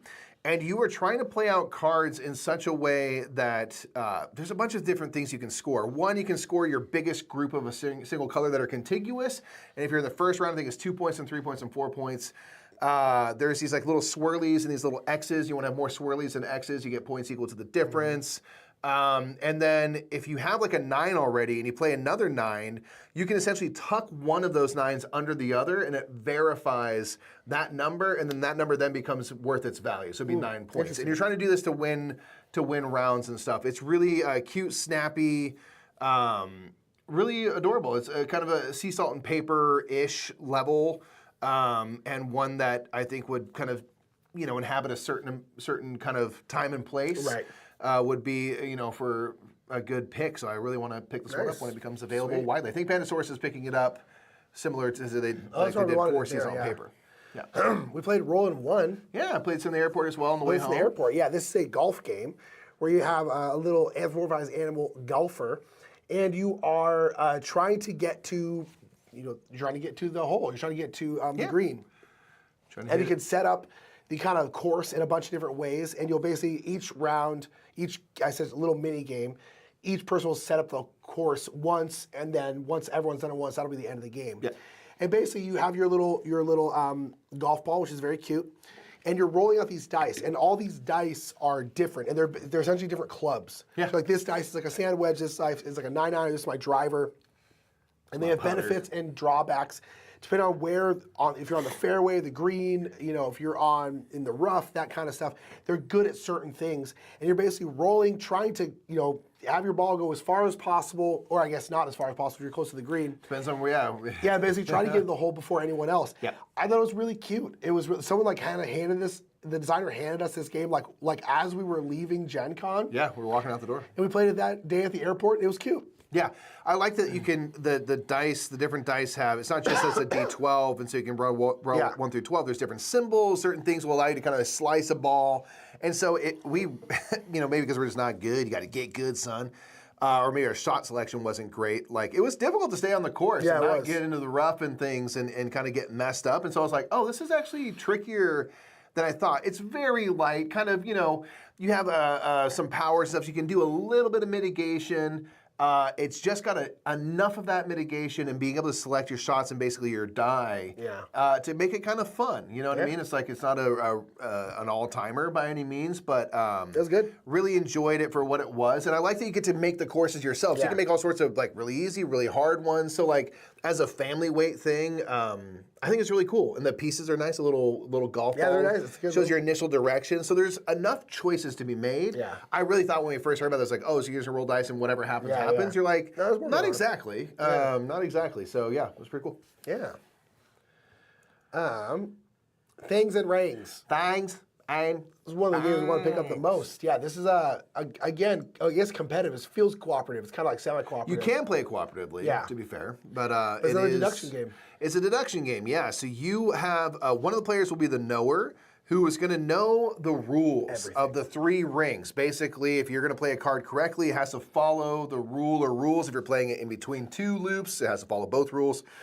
And as the rest of the players, you are playing these thing cards. There'll be just random stuff, a shovel, all sorts of objects. Things. And you are playing them into an area of these overlapping rings, an area or areas, trying to play them accurately. If you play a card that is in fact accurate, you get to play another card. You get to keep going until you miss, and then you draw 1 card up. You're trying to get rid of all your cards. So if you ever have a correct guess, you're never going to undo your progress. Every time you play a card, if it's correct, it stays there, and then people get some information. Because you don't know what the rules are, only the knower knows. Yeah. If it's incorrect, the knower will move the card to the area that it does follow the rules. Sometimes outside of the rings. Be like, Yeah, it it could doesn't be like follow that. any of these rules. Yeah, and each of the rings are kind of different. One will be the kind of context, like how this object interacts with the world, and it might be, you know, I'm trying to think of an example. There's like heavier than a chair. It's heavier than a chair. Yeah. You know, another one might be, you know, about, I don't know, its characteristics or whatever. And It's then about, another one will be, like the word. yeah, It's another one will be like- about the word, like this. Ours was like it had a double vowel. Yeah, if it has a double vowel, then it will fit into the yellow ring and stuff. And so you're trying to play stuff, and as you see things get put out there, you start to gain some maybe guess as to what it might be. Like one of the rings was like is something like that have teeth or are spiky. So there's a bunch of like nails and all sorts of stuff that are like it was that were pointy. going into this. Yeah, Yeah, it's it's like that. pointy or whatever. So you're like, okay, so you're trying to figure out like what it can be. And it's really fun. I really like it a lot. I think it's really fun. You can play it cooperatively if you want, where the knower will be participating as well, playing out cards, and you have to basically all the players have to get rid of their cards before the knower runs out of cards, and that was fun too. And Jabs in chat was our clue giver, and Jabs said, as a clue giver, this was rough, as one of the categories was things in this building. Yeah. And we were at the JW Marriott at Gen Con. So in theory, every single thing you could think of, because it was like a sword. Well, it's like, well, we're in a giant room playing board cosplayers. games. Someone has a sword on, or there's a sword on a card in this room. Everything was in that building. It was hilarious. Yeah, it was just fun. So yeah, things like that can happen. I really, really enjoyed it because it's just good for creating this discussion. But it's nice because you don't have to know what the rule is. You just have to correctly place your cards. If you see a bunch of cards that are a similar type, you're like, this seems to fit, you could place it and probably be right, you know, even if you don't know. And I really like to have everyone guess before you reveal, like, what do you think the rules are, and see if you're correct. Yeah. You play a new Tranquility, huh? Tranquility, the Ascent, yeah. So Tranquility, the original version, you're trying to put cards in ascending order to fill out this kind of grid. And here you're building up this mountain with a similar similarity to Tranquility, but this one way better, I think. Oh, really? Where you are now building up these levels of this kind of pyramid. And as you play cards, there's different colors of cards, and you can't play the same color next to the same color. And then I think the numbers are like 1 through 12 or something like that.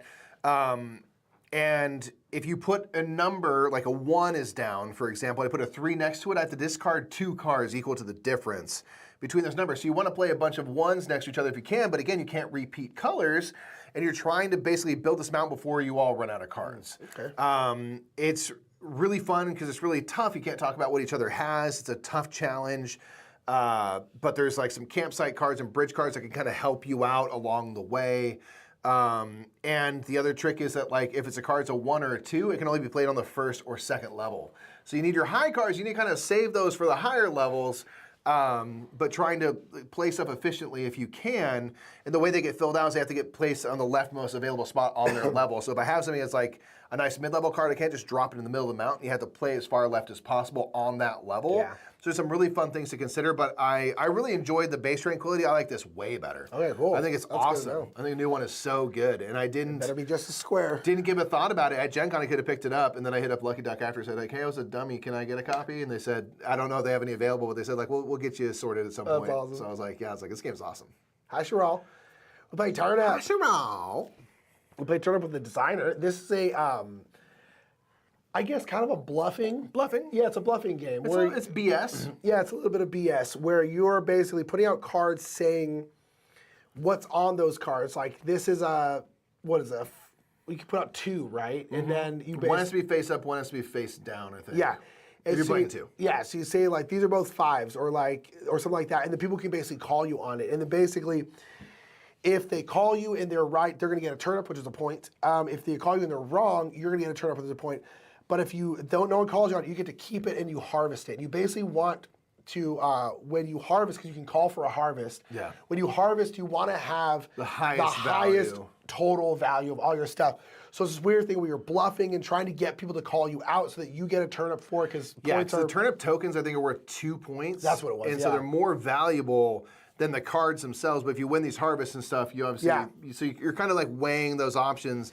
And then you also have a static hand of cards. So like people, if they start to see certain cards, will know, like, I know this dude doesn't have any more 4s. I haven't seen You've his used 7 them yet, all. yeah. and you're also tucking one card to start the game, that'll just be worth its value at the end of the game. And so, yeah, it's just a game where you're kind of a sheriff of Nottingham. You're trying to sneak your 7 in there, but like these are both 2s. And you're like, no, don't call me on it because one of these is a 7. Yeah, but maybe you can trick people into calling you out, inappropriately, and then you get that turnips and stuff. Yeah, it was good. So really fun, just light, chill bluffing game, and really fun if you play it as aggressively as possible. Yeah, of course. Call each other out constantly. We call each other out constantly, and I think people were lying like one time.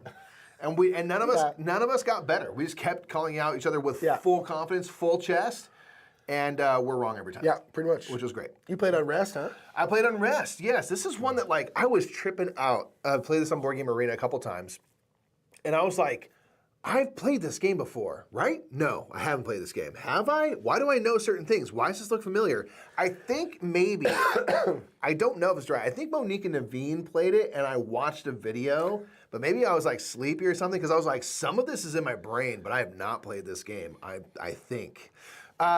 This is a game where you are either, you're the good guys, the bad guys. And if you're the good guys, you're playing out these cards you're putting out a little area of interest that's between 2 locations, and you're going to be putting out cards, and again, some are going to be face up, some are face down. And you as the bad guys are going to be taking 2 actions from these tokens that you'll then flip face down. Yeah. So on the next turn, you have to take the other 2 actions.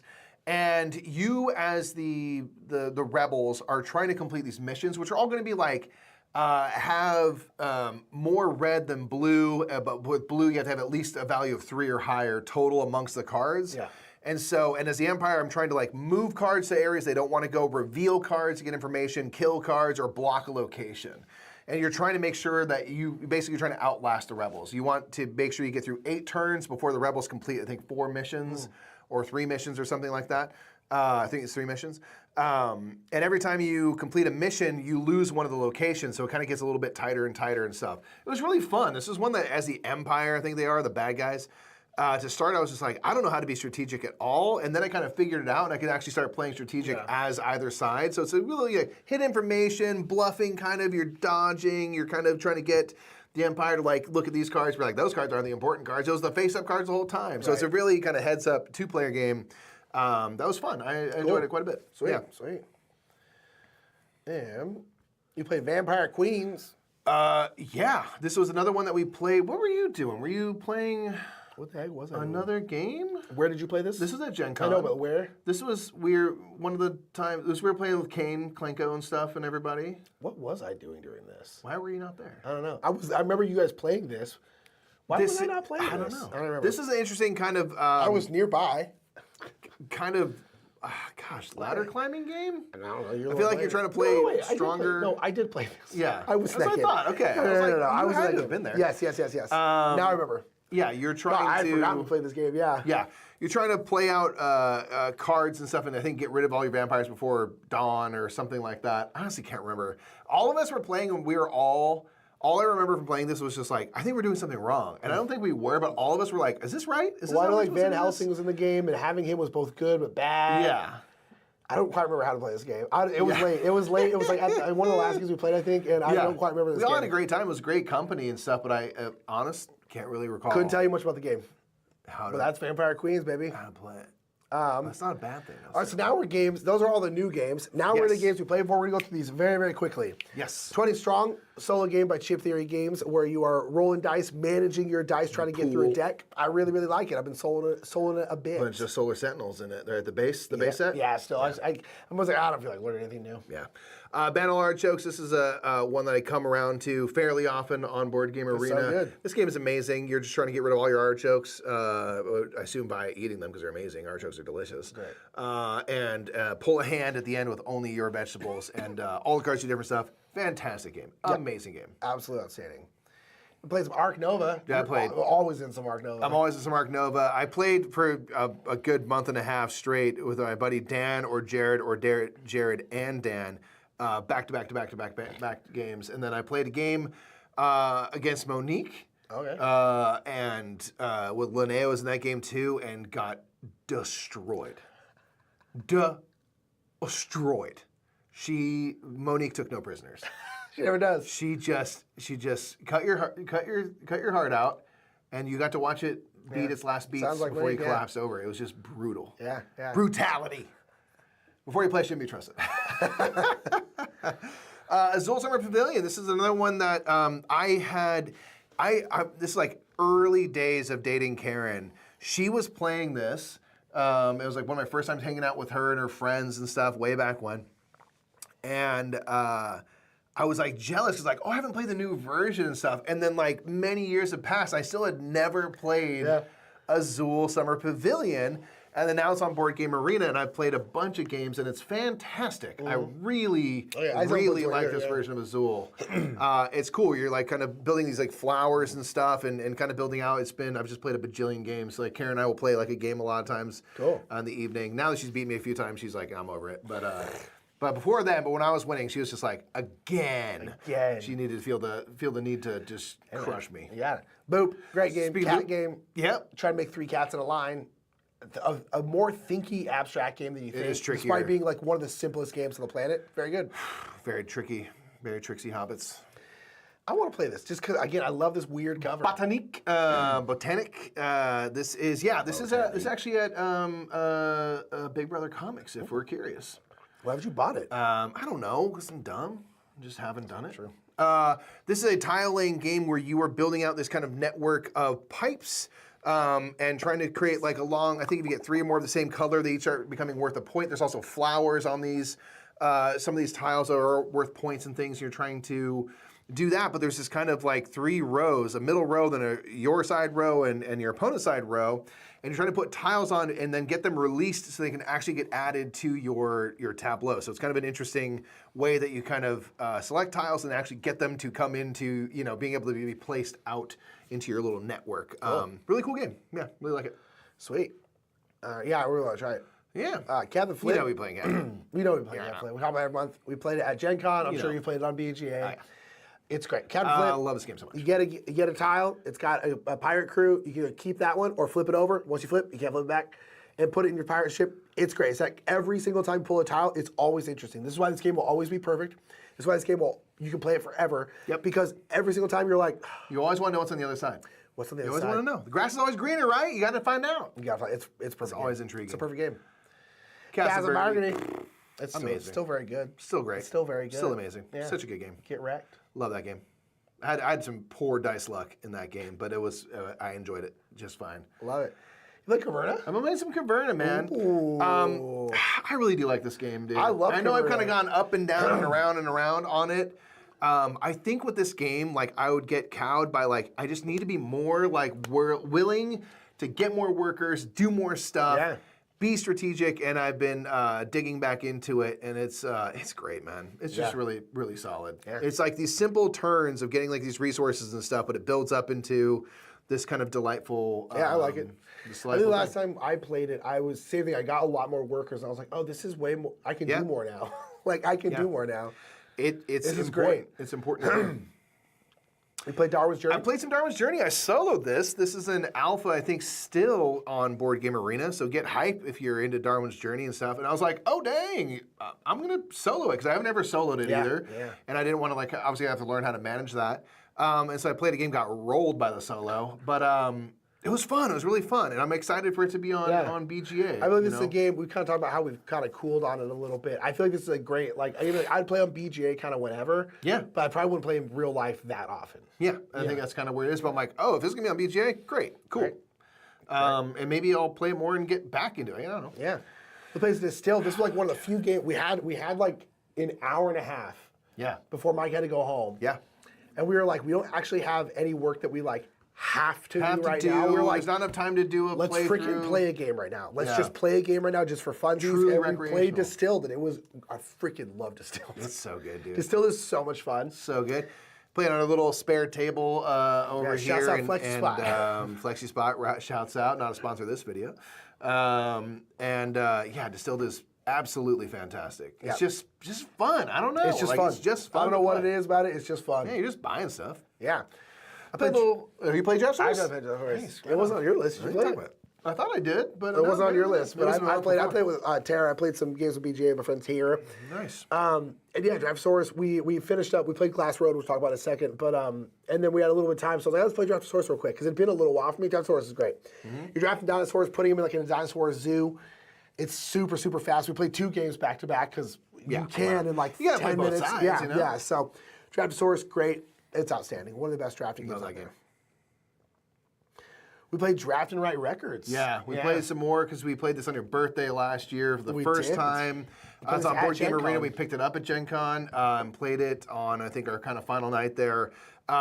It's such a good combo-tastic roll and write. I really, really like this one. I like the combination of drafting cards and the kind of passing around and getting to do all these things and trigger a billion combos. And going for like specific goals, touring around. Yeah, this is like, it's certainly in the last, however long, my favorite roll and write that I've played. Just because we're kind of like, out of the heyday of roll and writes and stuff, and have kind of personally come out of, collecting a bunch of those. Yeah. And this one I'm like, yeah, I'm gonna get this. This is pretty great. Yeah, that's fair. That's fair. You know it. Played some Far Away. Yeah. Far Away is an awesome little quick card game where you're playing out ultimately 8 cards. They're going to have a lot of times like prerequisite. If they're going to score, they need to have these icons and stuff, but you're going to ultimately score them backwards. So your 8th card will be the first card you reveal and score. And that means that all the other cards you played that before are not face up and do not count toward the icons and stuff that you need for this scoring. So you have to kind of think backward as you play, but it's ultimately very quick and light in terms of time. But I love the whole like kind of thinking backward, and the things that it gives you to munch on are just really delicious for like a filler. It's not even, I was saying filler plus. It's just a filler game. Yeah, it's a filler game. But it's thinky, gives some but yeah. great stuff. This will be like a perpetual going to game night in my bag game because you can play it in 20 30 minutes tops. Feast for Odin. Mike hates it now, so I'm in his top. I'll tell you what. I'll be playing the Norwegians expansion on Alpha right. on Board Game Arena. Let's get I hype. forgot they put it on there. That's right. Oh my gosh, I'm so excited. That's an dude. essential expansion for sure. Dude, essential expansion. So great. I'm so excited that it's coming to BGA fully for everybody. Yeah, dude, that's I'm excited because I love Feast for Odin. I played a bunch of it on Board Game Arena and stuff, but I love the Norwegians expansion so much. Yeah. And as soon as I played it with that, I was like, oh, we're back, baby. Yeah. Ooh, that's what Ark Nova's saying. Ark Nova's overrated. Nah. Who It's be saying one of the most that? popular games on the planet. It's the most played game on BGA all the time. Nah, it's perfectly rated. It's okay that you don't like it, though. Yeah, That's totally. fine. I played Foomfgarken. Foomfgarken. 5 cucumbers. 5 cucumbers. I played this with Jeff and Jamie and Sam from Lord of the Board. I freaking love Foomfgarken. So Foomfgarken is a trick-taking game where you're basically, there's only one suit. The only suit pickles. is pickles, which is great. Or they're called cucumbers. They're definitely pickles, though. These are haggard-ass cucumbers. You don't want to eat cucumbers. these things. You got to brine those up real quick. So you're playing out tricks. Someone leads. You're just playing highest card wins the trick. So here's the thing. It's like someone plays out a card. If you cannot match or beat that card, you have to play your lowest card. Yeah. And that matters because the only trick that matters in this game is the last trick. You do not want to win the last trick. Don't want those pickles. So the fact that like if you can't match or beat the card and you have to get rid of your lowest card, that's bad because the last trick you want to have your lowest possible card you possibly can so you don't win it. If you do win the last trick, however many pickles are on your card, you then take that many pickles. Once you get to 5 pickles, you're out. You lose the game. Out the game. You're basically going until there's only one person left standing. It's super fun. Yeah. Foomfgarken, love it. Yeah, it's just a fun, silly, trick-taking adjacent kind of game. Yeah, really so like it good. a lot. You play some BGA? When I saw you put this on BGA, I was like, ooh, I want to play BGA Come now. on down anytime. Jamie from Foster Meeple invited me to a game of this. So again, this is coming soon to the masses. It's an alpha currently. Works really well already, and Yeah, this is a game, this game would work very well on BGA. yeah, it's this is a great, again, we talked about with Madcalla, not enough Mancala style games, and this is the one that we always reference of like, why is there not more of this? Maybe it's very hard to make. can't speak to that. Yeah, if you're not a genius but this like is a us. game where, you have all these tiles and these different meeples, and you're going to pick up from one tile all the meeples, and you're going to drop one off at a time, and then land on a spot, and wherever that final meeple is, you have to have at least one other meeple of that color. Pick up all of that color. The colors of meeples do different stuff. The tile you land on will have an action that you will do. If you clear out all the meeples from that tile, you get to claim it, for ownership, and it will be worth points at the end of the game. On and on and on. Thief Treeps, amazing. Such a good game. Such a good game to be coming to Board Game Arena. I'm 5 tries. so excited. I'm like, that is perfect. incredible. Shouts out to Board Game Arena, and I don't know who's like responsible for this, but going back and adding some games that are like not brand new, but like classics like this, where I'm like, oh, like thank you. Like, yes, please. I want to have this. I know it's not like the new hot thing, but yeah. Yeah. For Northwood, a solo trick-taking game. For Northwood. Have you played this? No, not yet. Okay, so it's just me. Yeah. Been playing this one. It's a solo trick-taking game. We're having conversations with these different lords, these little animals, and they are going to basically play a card out from the top of the deck, and then based on which lord you're visiting, you want to win specifically a certain amount of tricks. I think between 0 and 7. So if I'm here where it's 2. I cannot win more than 2. I don't want to win less than. So you're trying to dodge and play under and over and stuff based on the cards that are being presented to you. And then there's the lords themselves have these little powers you can use each round to draw more cards, give you some options and stuff.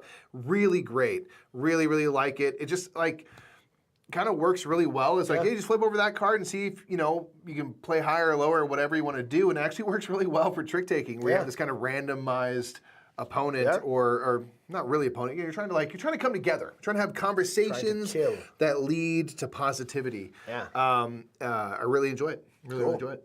Radical. Yeah, I really want to play it. Yeah. Framework.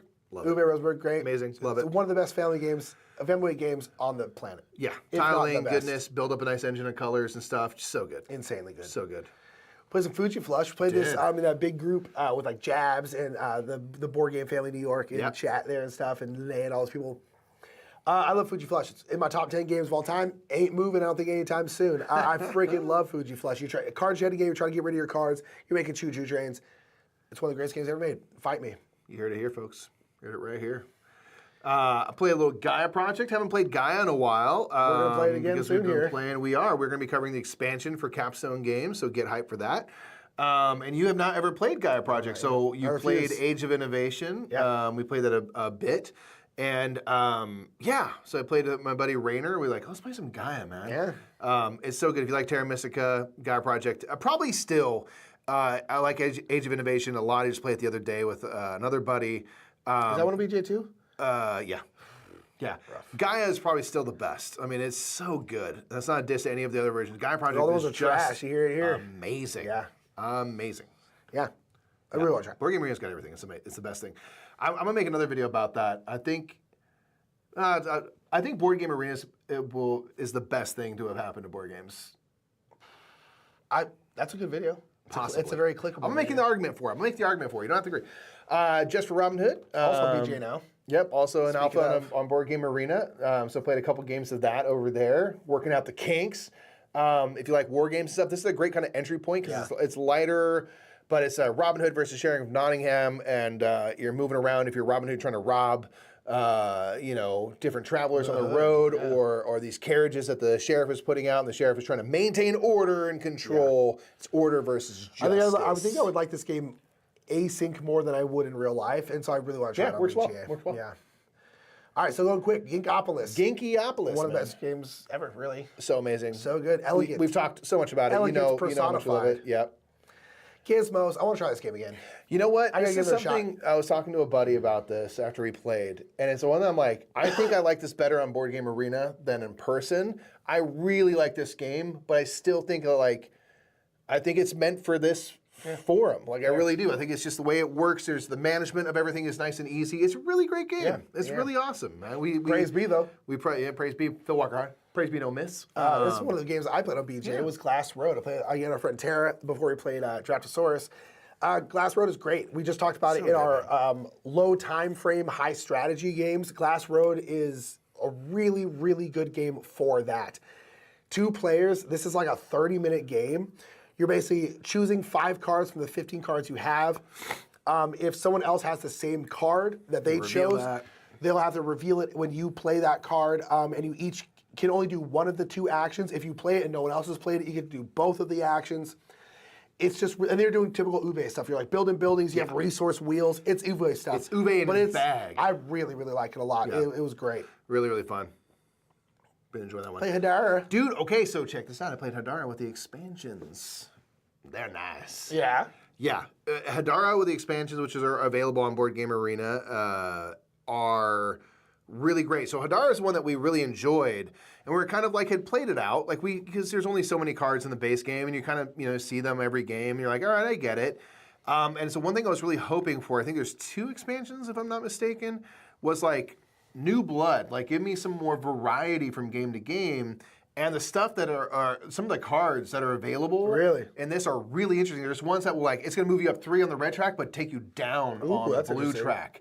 There's other ones where it's just like super powerful. You move to like 4 steps up something, but then you put it basically means that like as you play more blues, for example, they become cheaper. You get discounted. Where it basically says like you have to pay full price for the rest of the game, but you get this like you get to supercharge this track. There's a lot of interesting things like that where I'm like, oh, thank you. Like all the different types of cards have these kind of like juicy decisions that are not just bump up the tracks. I really liked it a lot with the expansions. Nice. Yeah, I was really stoked. Playing some Harmonies. It's great. It's kind of Cascadia adjacent-ish. It's still really, really good. Still really, really pretty. I love it. I really like Harmonies a lot. Heck yeah. Jaipur, great 2-player game. Get out. Rolling with Reggie in the chat. Played against Rolling with Reggie. We had a really good game of that. Played some Nar. Played Nar at. Do we play Gen Con? We did, right? Yeah. Gen Con. Yeah. Got rolled. Wasn't playing very good at all. I played like Linnea and Aaron and stuff. And Nar is great. It's just a great little card game. It's just gonna stick around for a long time. Tear down your tableau. Fantastic game. Yep. Play some Legacy of You. I'm going through the campaign. I'm 4 games into it, and have it set up on my table at home, and just every few nights play another game of it. Really trying to get through it this time, the whole thing. I love it so much. It's a really tough resource management game from Garfield, who we love. I just like seeing how the story evolves and how certain things change. Things get easier, get harder as you go, and I think I put Scarabrea in the we've already played category. We're gonna talk about Scarabrea in a second. I realized interesting. I was like, I know I put it in there. I think so I put people it in this one. that they keep watching, That's right. Lost Words are not great game. You playing on BGA? Great game. Great game. Fantastic game. I want to get the expansions on there. Mountain Goats we talked about earlier. Oh my God, Mountain Goats amazing. It's so much fun. It's so fun, man. It's great. God, all playing those small boxes are great. You're just rolling dice, moving up the hills. Awesome. I just have a new thing where every time you get to the top, if there's a goat there, you knock them down. I say, get goated! And then I just it's great. Fantastic. That's great. You'll love to see it. Such a good game. You'll love to see it. But Nakajima, great stacking game. Yeah. Really, really great game. And I love this game a lot. It's a good stacking, balancing game. Trickier than like a Rhino Hero. I would say so too, yeah, because there's different lengths. You're gonna mess it up. You're gonna mess it up. Yeah, it's much harder to kind of go, which is great. But fun game. There you go. And Next Station Paris, boom. There you go. Been playing the Next Station games. Fantastic. They're great. The Paris is the newest one. People kind of scoffed, I feel like, when Next Station London got nominated for the Spiel, and I'm like, no, it's a perfect Spiel game. Yeah.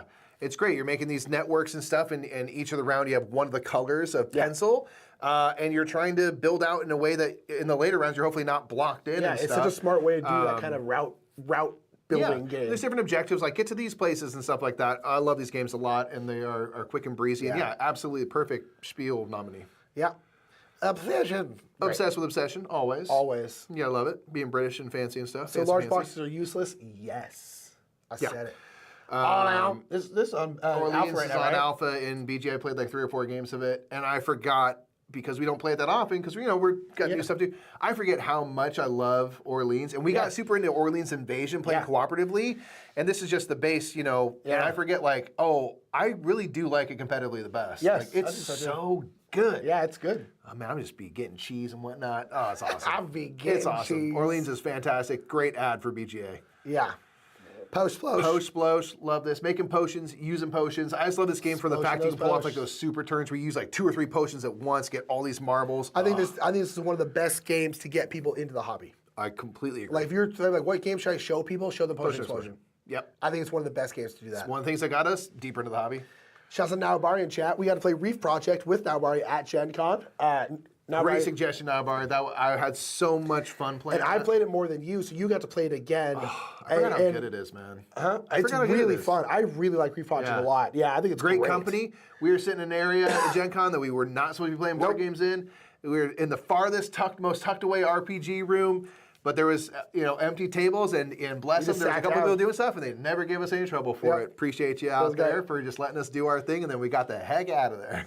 Yeah, it's so. I really like Reef Project a lot. It's really fun.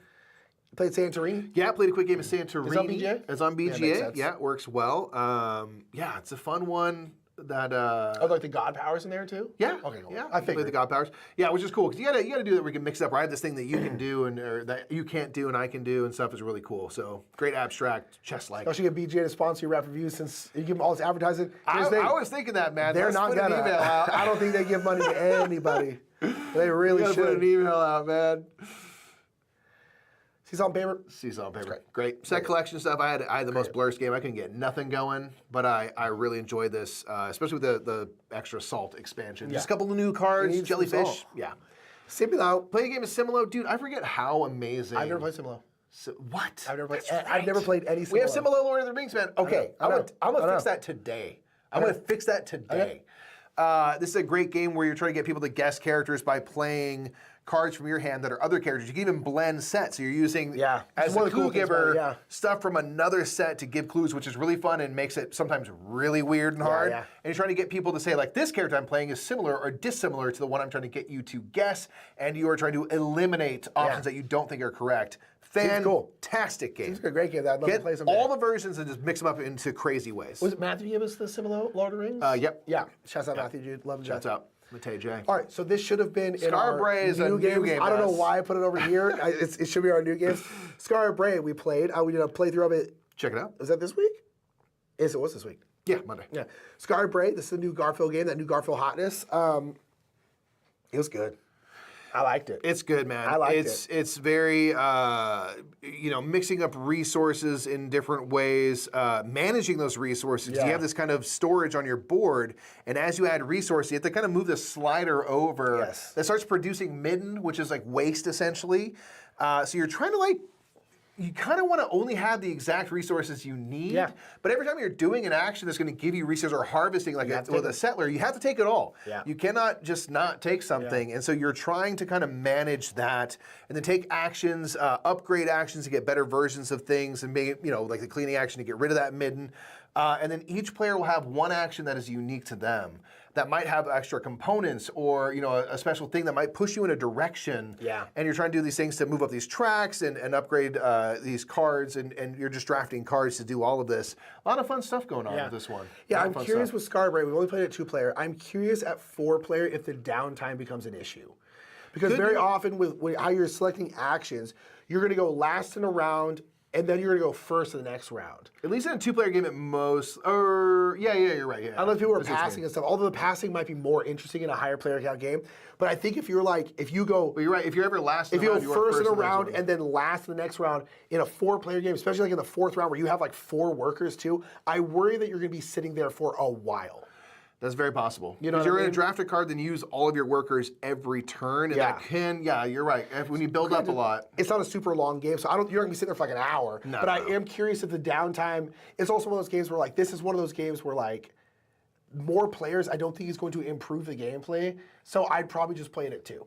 Sure. You know what I mean? There you go. But I'm very curious about that because that's an interesting point. But nonetheless, I really liked it a lot, as we like all Garfield games because they're awesome. the perfect publisher. It's really awesome. Yeah. Sky Team, great. Sky Team's fantastic. Been playing with more of the modules like the kerosene leak and stuff. I just love how much there is to explore in this kind of 2-player game that you wouldn't expect. So if you haven't watched our stream, we did a stream we played all the way through Slay the Spire, all 3 acts. Successfully, I might add. It's in 2 different streams, unfortunately. We had some technical difficulties, but it was, I'm not gonna lie, one of my favorite gaming experiences, period. Yeah. Amazing. Playing through the entire 3 acts in one was such an epic experience. This game is absolutely incredible. Yeah, so it was very fun. I like this game a lot. You played Setback 2 players? Hey, I've been playing a bunch of it, man. Again, on Board Game Arena, and we played a game of it IRL, and we're like, all right, that's cool. Like, I really like it. I think it's fun. I want to play it again. I feel like when we played it, I was just like not in the mood for it or whatever. Yeah. I want to play it again because I was like, Yeah. I was like, this is all right. Yeah, I like it a lot. I think it's cool. It's just ultimately collecting these tiles and then selling them off and stuff. Yeah, for sure. Yeah, you know. I dig it. Spass. Great game. Amazing. You know, it's basically great. It's so good. It's just so good. It's so good. Super Mega Lucky Box. Another classic from Praise Be, Phil Walker Hardy. Praise be be. to ye. Yes, I am very Sigma's Meta. Super Mega Lucky Box, great chill. It's just bingo style. You know, like it's just a fun, relaxing, but you can pull off some combos as you complete rows and columns of these boxes. I love it as just a relaxed, chill game. Anyone can play. T. TOT Wakan. It's been a minute since I played this one, actually. I played our deluxe master set. Soon, next couple months, we might have to run it back and do a stream or something. Teotihuacan's a classic. We love it, and even just the base game is it's still great. It's for all the. It gets when you're adding a bunch of the expansions, it kind of becomes too much, and the base game alone is great. Yeah. But it'd be nice to have all the options. Oh, for sure. So we can put in a couple. I think the last one here is Villagers. Villagers, yeah. This is a tableau building game. You're kind of making these pyramids of cards of different villagers. So like the forester gives you wood, can then give you a lumberjack and stuff. Or the lumberjack gives you access to like different cards you can kind of play on them. And you're building out these things to kind of score these points at these kind of 2 market days.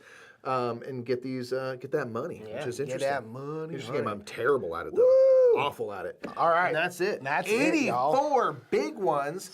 That's not as rapidly as we can do. We're under 2 hours. I'm honestly proud of that, considering how many games we had. It's a busy month. Every time we go to a convention, especially this Gen Con where we got to play so much. We're getting a lot of new games.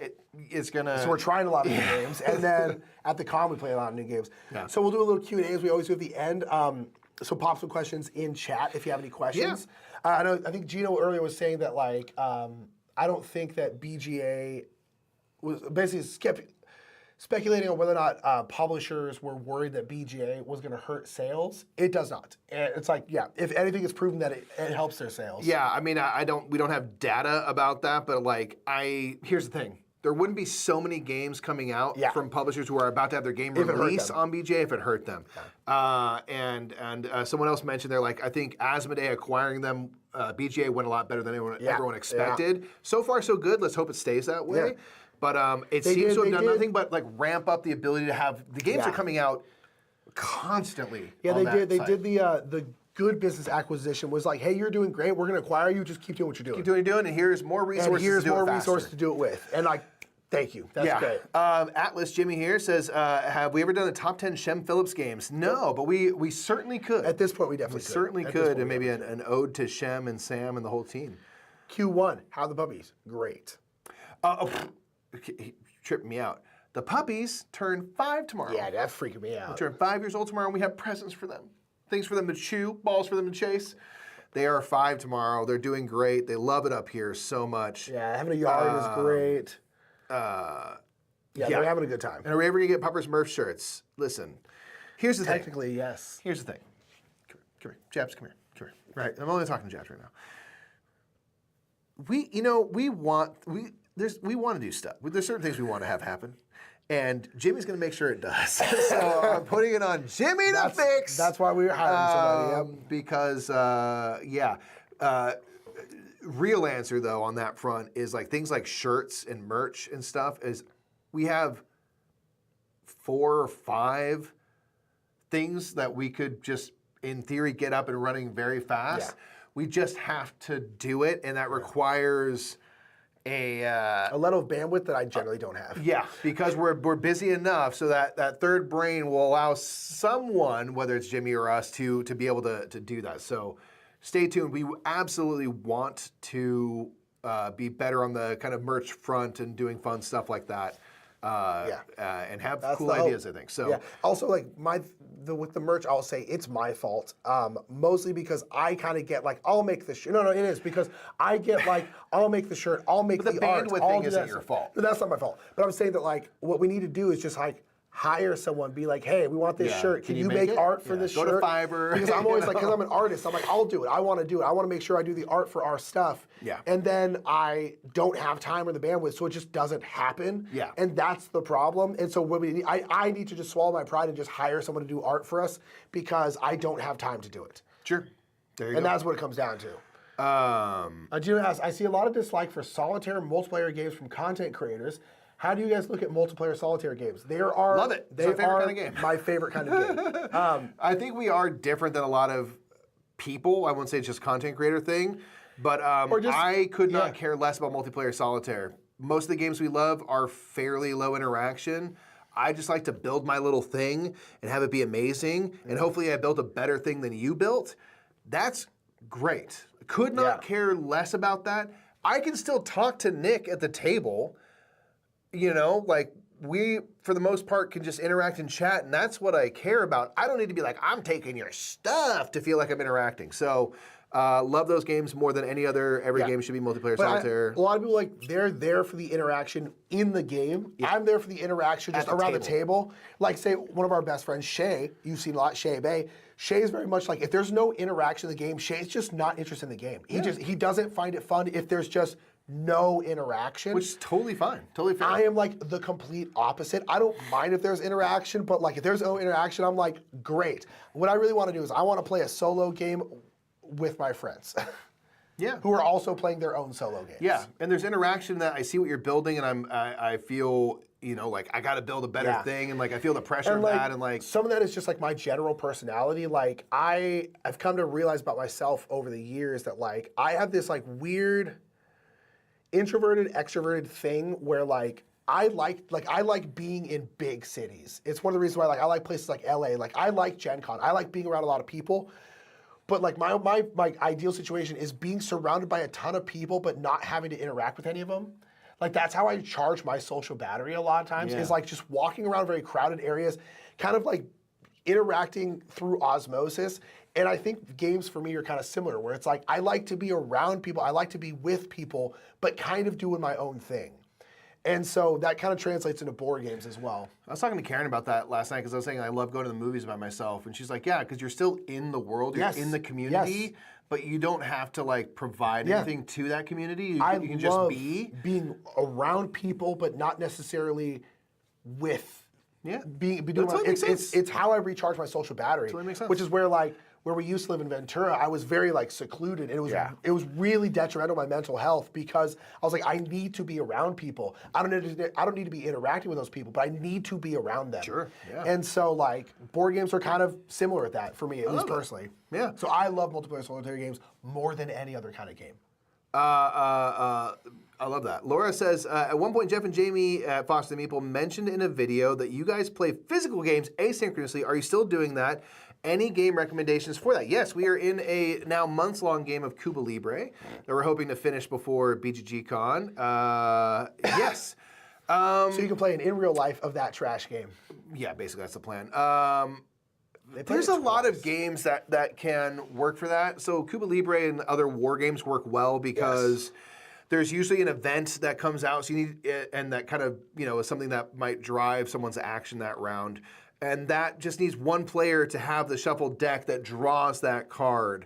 And so like things like that are great because like a Cuba Libre, I'd say, or whatever game you have, if it's not a game that is dependent on people like collecting cards or something, because you couldn't guarantee that like someone could have this weird advantage because like I'm not actually taking the blues that you need and holding them in my hand, even if at home you have those blues. So I'd say if there's something where it's like low, like shared, like a shared deck of cards, a lot of those games can work really well physically asynchronous because you're like, I'm doing this thing over here with my resources and stuff that aren't this like limited capacity piece, and you can kind of film what you do, and that won't like take away, I guess, like people's odds and chances of, it won't mess up the flow of the game in that way. No. So if there's any games that are like that, I think that all of those can work well physically. We mentioned like a Teotihuacan, like you could probably do fairly fairly well because there's not cards. You'd have to work on the pyramid tiles, but that's like a limited enough thing that you could make a pyramid Honestly, match other a lot players. of games. If you're willing to like make it work, you can play a lot of games async. To be completely honest. Yeah, more than you would think. Dave Phillips said, anyone who plays on BGA, have you ever thought, oh wow, I never need to buy another board game again? Nope. I'm sure there's some people out there who are like, great, I never need to board games again. I think those people are very, very, I'm sure they exist. Yeah. But like, I think they are 1 in a million. And here's the thing: it's like if that's the case, like this is how I want to interact with board games. Great. Do it. Do that. Do it however you want. That's a much more cost-effective way to do it. $10 a month will get you there.